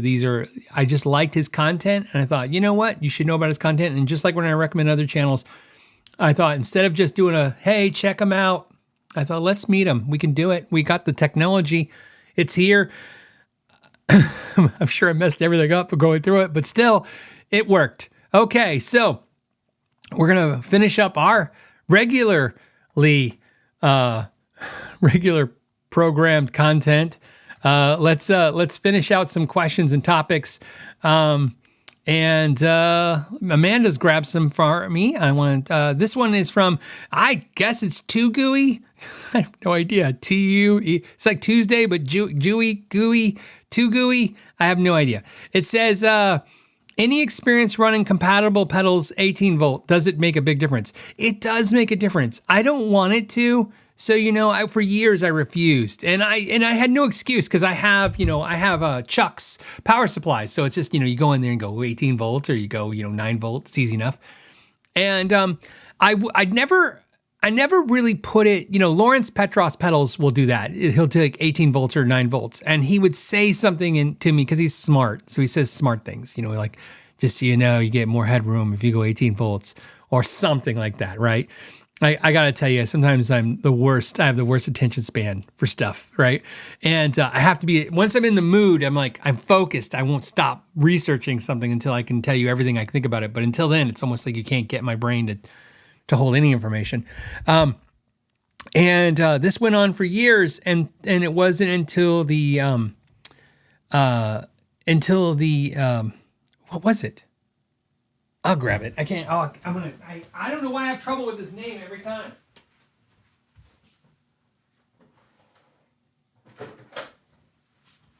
Okay, so one of my favorite boost pedals, as you guys know, is the Enhancifier, and it's rather expensive. And the owner of the Enhancifier, I don't know why I always want to say the emphasizer, but it's the Enhancifier. This pedal is very expensive, and as you guys know, he sent out the big one, then he sent out this one, which is a smaller version of it. And this one is another where it does 9 volts or 18 volts. And he was the first person to ever do this to me. He sent it to me, and then he sent me an 18 volt power supply for it.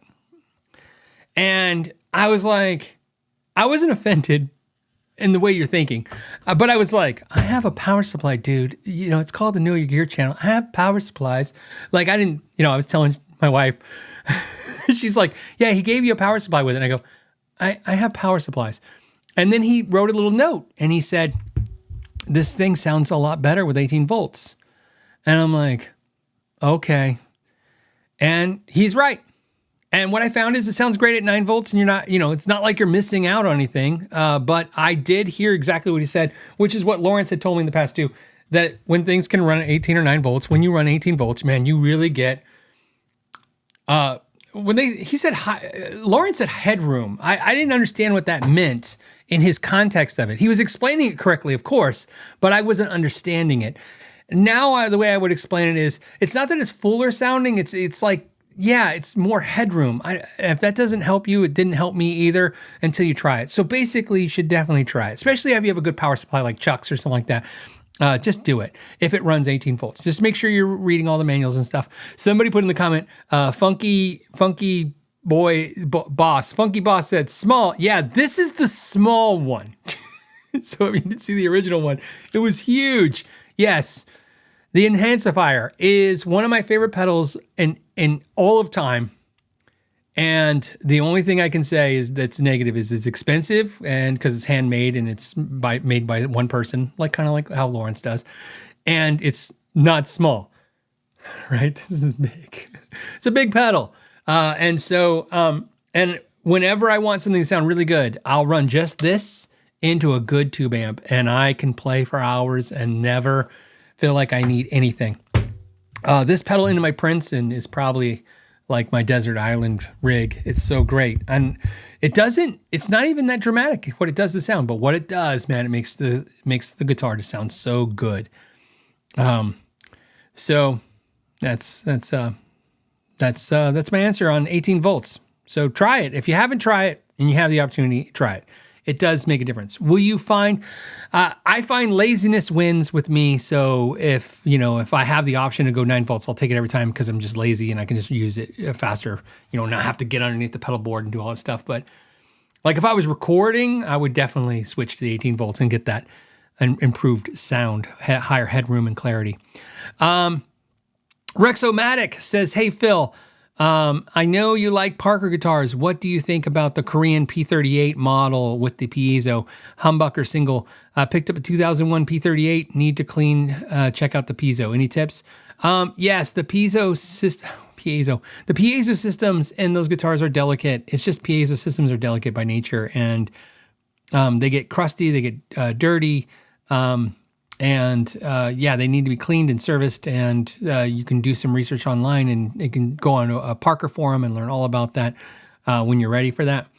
But I like the Korean-made Parkers. Parker's a brand that I just wish could have stayed forever. I like the guitars, and I think there's a small following for them, and I think if they made different decisions, it would still be around today. But unfortunately, I think if there's a lesson to learn about Parker guitars, it's the lesson that not everyone needs to be Fender. Not everyone needs to be big. And I think that's sometimes, I hate to say it, that's part of what the 80s brought us. The bigger is better mentality. And it killed a lot of things. It killed a lot of artists. It killed a lot of companies. The reality is sometimes, you should figure out what it is that's going to make you happy and then aim for that. And not just go, okay, well then and what I mean by that is if you don't have a goal of what's going to make you happy, you won't know when you get there. When people go, do you want 1 million subscribers? I don't. Nope. No.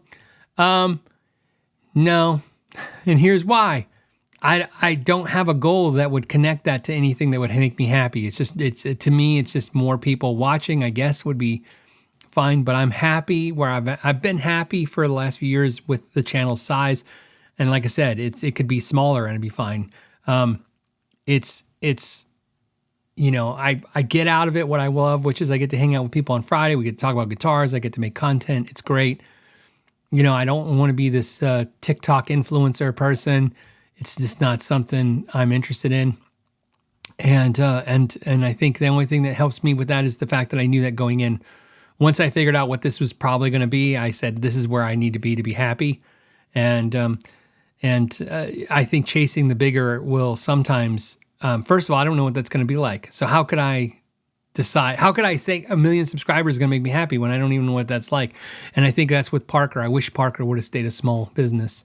And I think some companies should stay small businesses and last a long time and enjoy it. So, but I don't know. This next one came from Jay. Jay's Maury Music says, I got a neck with a vintage tuner. Okay, it says toner. I think it's toner. And I need to strip it and redo it. I have an HLPV spray. This is like a finish question. I don't do finish work.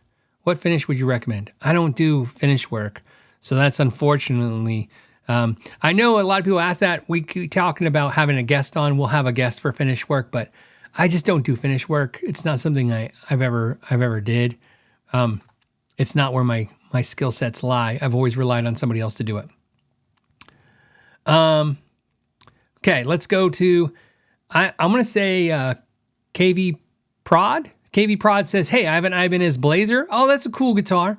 With a maxed out truss rod. Oh, okay. I knew where this was going.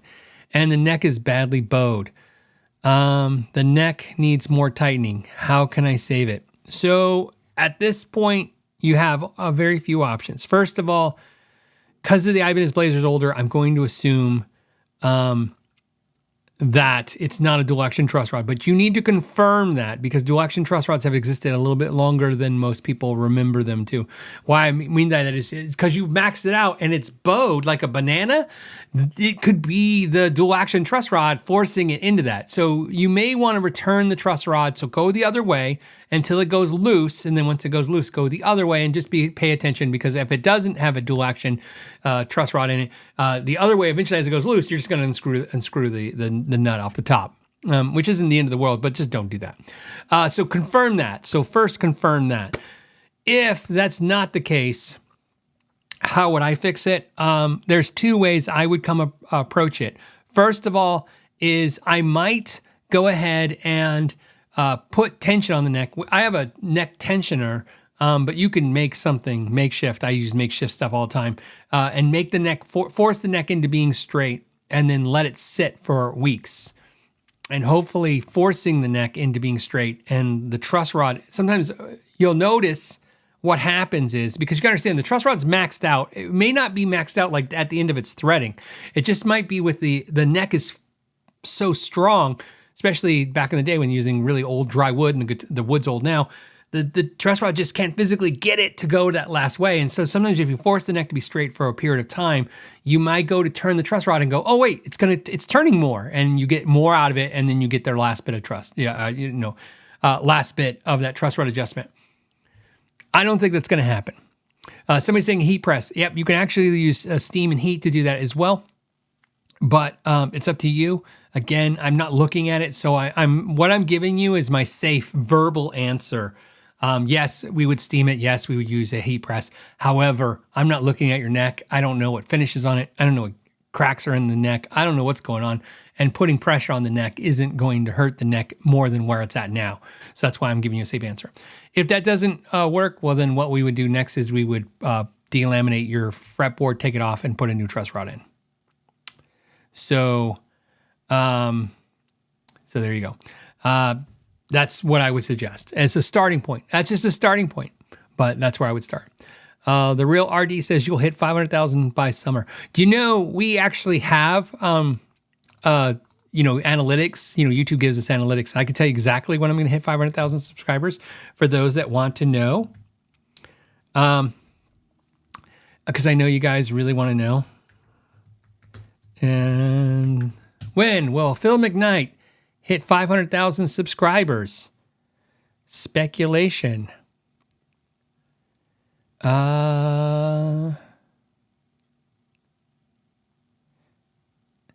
In 2020, 2028. So we'll hit it in 2028. It's possible because here's what happened. We had an upswing of subscribers the last 6 months. So it's saying 2027 now. So basically a year and a half to 2 years. But it's saying it could be as fast as a year and a half.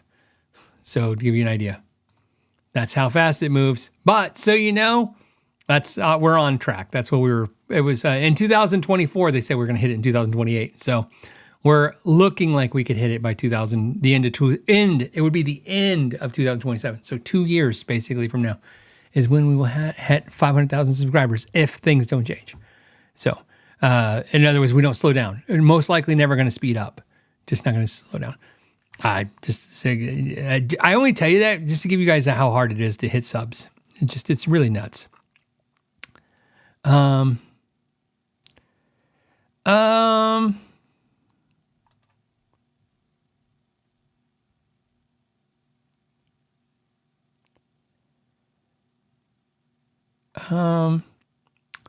This one's a tough one. I'm just going to hit it real quick. JBiz55 says, would it be okay to mention a GoFundMe for a local Arizona skateboard hero that passed?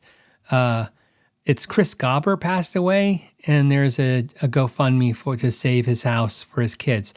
If you want to post stuff like that in the comments and stuff, obviously I'm mentioning it right now. I just don't know anything about it, so it's hard for me to vet it and stuff like that. But no, look, it's a community. Think of your comment section as a community posting board. When you post links to videos, I'm just giving you guys some YouTube etiquette so you know how it works. When you post links to videos or links to anything, YouTube has a filter to filter that. And so I usually have to release it. And I'm pretty good at releasing them daily, if not bi-daily. I'll go and check to see if anyone's links. A lot of times what's you guys are posting, people are posting is a post to their video. It's there's YouTubers out there that teach you how to be YouTubers, and they'll say, what you do is you find a big YouTuber and then you post your links to your video to their fans, and then they'll find your videos. I don't know if that works. I just seen people say that, and I see people all the time. I will release those kind of links. So basically what I'm trying to tell you is if you post a GoFundMe for someone who's passed away to raise money for their family, I'm not going to block it, is what I'm telling you. If it doesn't filter through, it's because YouTube automatically grabs it, and I have to approve it.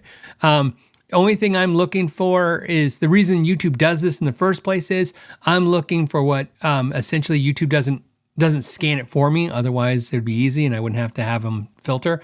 I'm looking for scams, cons, like, hey, contact me, hey, you won a prize, contact me, stuff like that. Or, hey, you're handsome, come check out my OnlyFans or whatever. I don't know. There is stuff like that. I'm just saying. But anyways, I'm just saying I don't filter that stuff. To me, I look at your guys' comment section like a community board. We keep we do have a code of conduct, but the code of conduct that the moderators tend to follow is they have a sense, because they've been here for years in this community, what's in the community.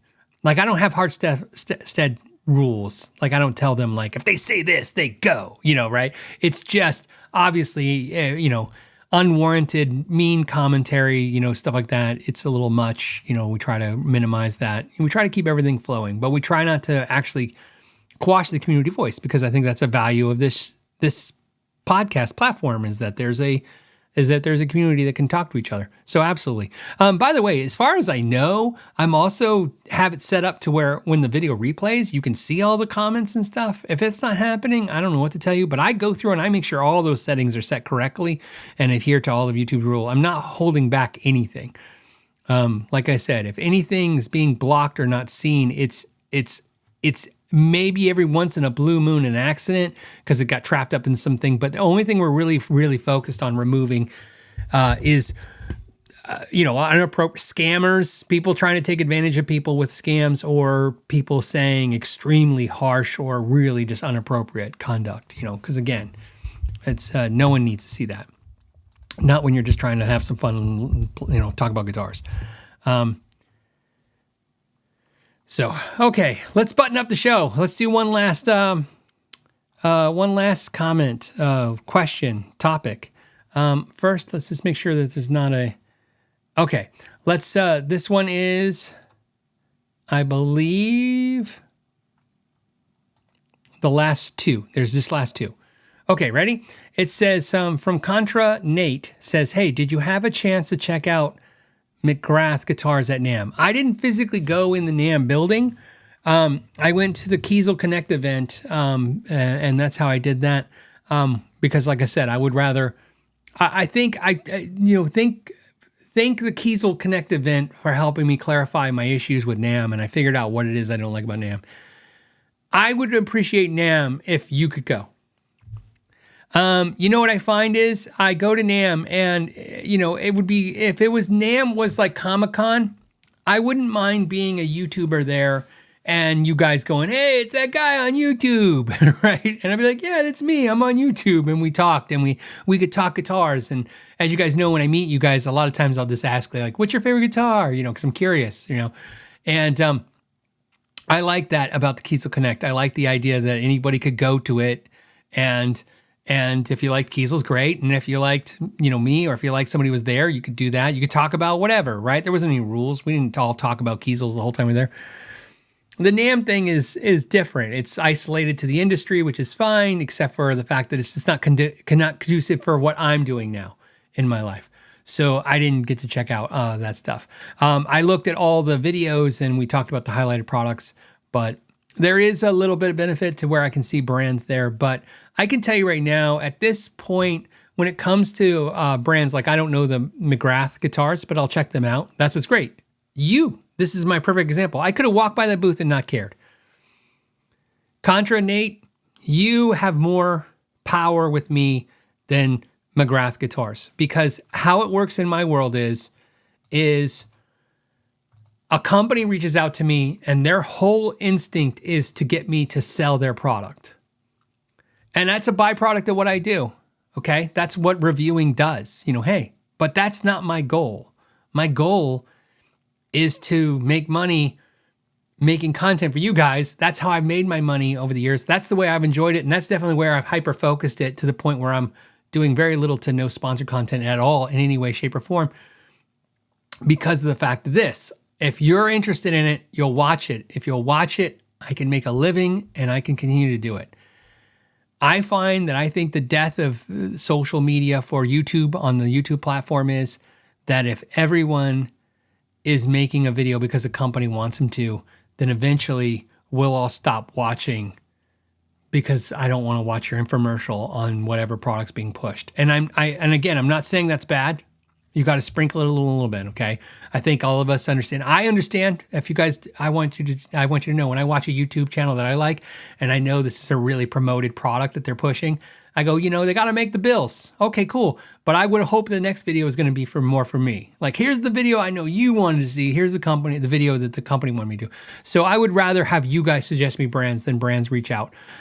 First of all, when you suggest me a brand, here's what's different. I'll go look at that brand. If I'm interested now that you've showed it to me, maybe I'll pick an instrument and we'll talk about it. What I'm not interested in is them telling me what exact model. And here's the biggest problem I have, and this is a dig at companies, and this is probably why I don't get along with all of them all the time. I don't have a problem promoting the product, but they always tend now to want me to promote the product they can't sell. And I'm like, well, right, nobody wants to buy it. And now you're hoping that if I'm super McKnight influencer extraordinaire, I'm like, I use it. It's like, I'm like hair care for products. Like, hey, you want to have a nice shiny bald head, right? I don't know that, hey, you want to be cool? Get this guitar. I don't think it works like that. I don't think it's ever worked like that. I don't think a single one of you ever bought a product because I said to do it. I think the product was presented to you and you guys made a decision because I gave you some information and you were now more informed. And so, Contra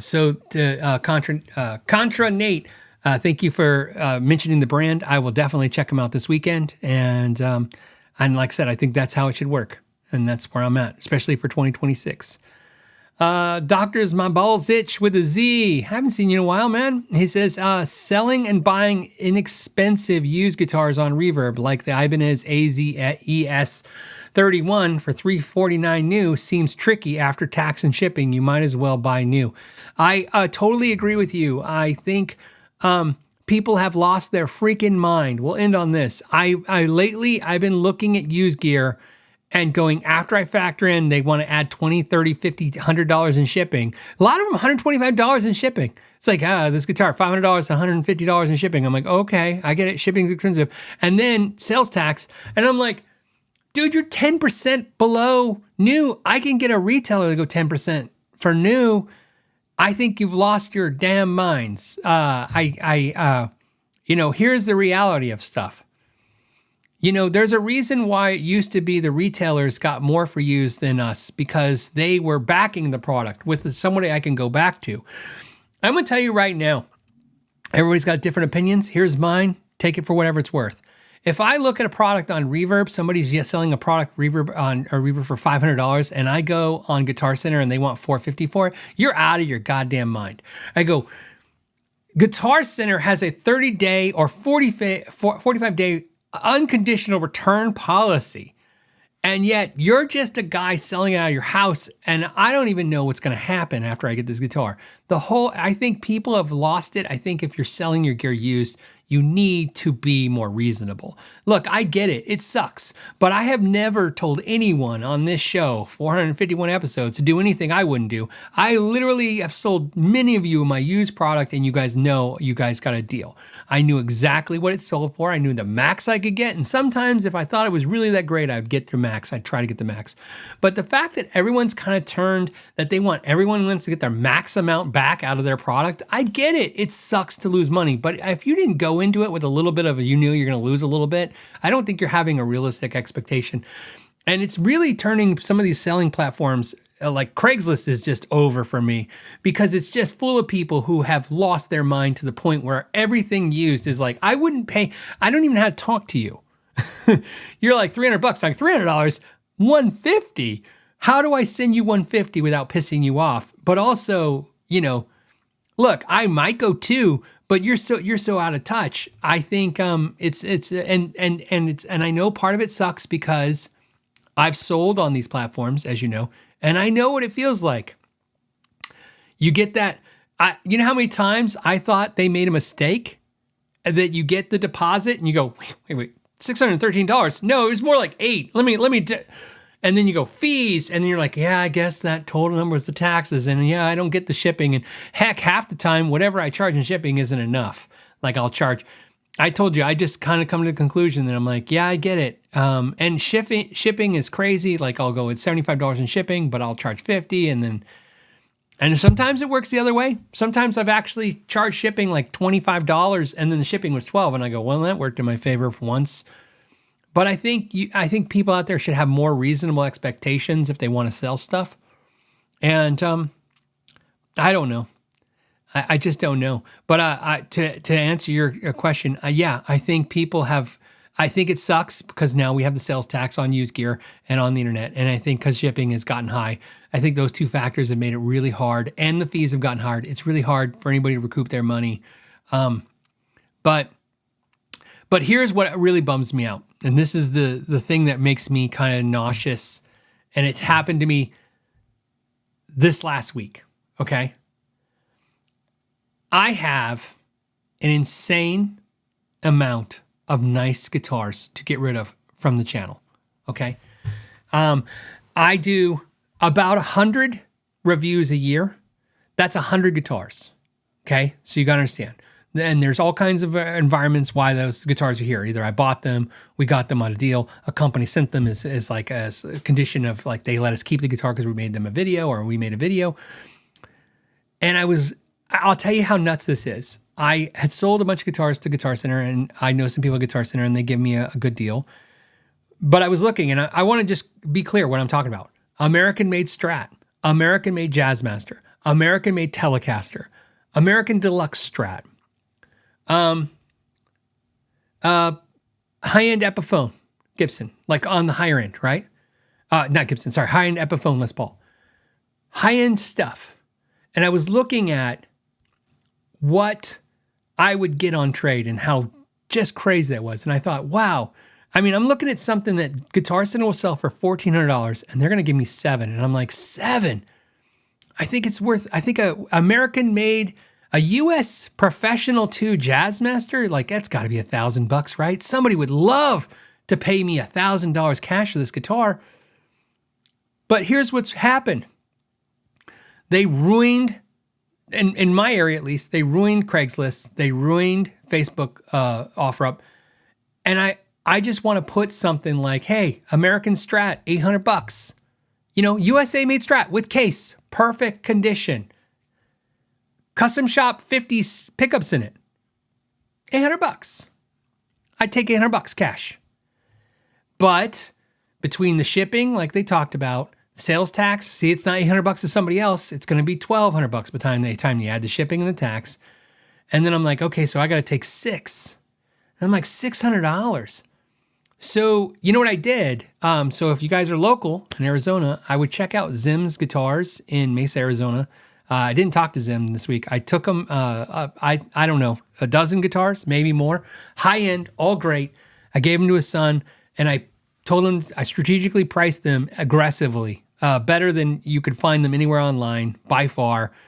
And I'm going to take a bath on them, but not as much as a bath if I was going to straight trade to Guitar Center because they're on consignment and stuff. But the sad thing, the whole time thinking is I'm glad it's going to help Zim's business, and I'm glad he's going to make some money, and I'm glad people are going to get some good deals on some guitars. But I was thinking in my head going, how crazy is it that you can't just throw this on Craigslist? You can't put an American Deluxe Stratocaster with a hard shell case, and you're like, hey, I'll take, $800 or $1,000 or whatever. Because the customers have gone from those places because we've all been burnt out on all the craziness that's there. And reverb between the fees and the shipping and stuff, even if I give somebody a smoking deal, it's not a smoking deal to them. So you got to get even more aggressive with the deals. So yeah, it's a little bit of a mess, to say the least. I don't have an answer for it. I'm hoping that we can build back community purchasing again. I don't know what the answer for Craigslist is, but I would really nice. If you guys have suggestions, this is why I'd like a rant like this. Put it in the comments. Let me know. Is there a place that you guys like local? Is there a forum you like to go to? And I know some of you are going to say, and you always say this, but yeah, you could sell it to us. I can. But at this point, I also could take it down to them. They can make a little money. I'll take the lumps I was going to take anyways. And yeah, and it's nuts. And so, Casey's saying, Craigslist is the wrong site to sell a guitar on. I believe so. And that's why I said there was OfferUp, but I think it's the same problem. You post it on there. And here's the sad part. It's so bad that even if you post a great product, a great guitar, a great amp at a good deal, they don't believe it because they think it's a scam, because that's all that's left on there is people who are out of their mind with prices and scams. So I think the lesson there is, I think if you really want to get rid of your stuff, you need to be more realistic about stuff. And I don't know, maybe we'll figure out something from there. On that note, I'm going to go. I hope you guys have a fantastic weekend. Don't forget to check out Buddy Blues, his channel, and check out our second channel because we'll put a longer hangout version. We'll hang out and I'll have a longer hang with Buddy on there. And on that note, thank you guys for your time. If you're a patron, don't forget tomorrow is the live clinic. And if you're a top tier patron, the coffee hang is on Sunday. So just a reminder for those that are doing that. If you're not a patron, you can always check out the information below to see if you want to be one. Otherwise, just thank you for supporting the channel in every way you have, and know your gear. I want to take a second and thank everyone who's been sponsoring this podcast for all these years. You can become a Patreon member as well for $5 a month, or get a 10% discount if you sign up for the year. You get access to the show ad-free, and you get a bonus podcast every month. It's just like this podcast. It's just more in an intimate setting with just us. But did you know that for $10 a month or $120 a year, you could also get all of that, but also get a clinic every month, and that is live, where I answer questions in real time. Kind of like what I'm doing here on the show, except for I have all the tools, all the equipment, parts, you name it. And more importantly, you get to put your questions or your issues ahead of time so I can see and even look at your own pictures. So I hope you guys will check out the options, and thank you for keeping this podcast independent for over 400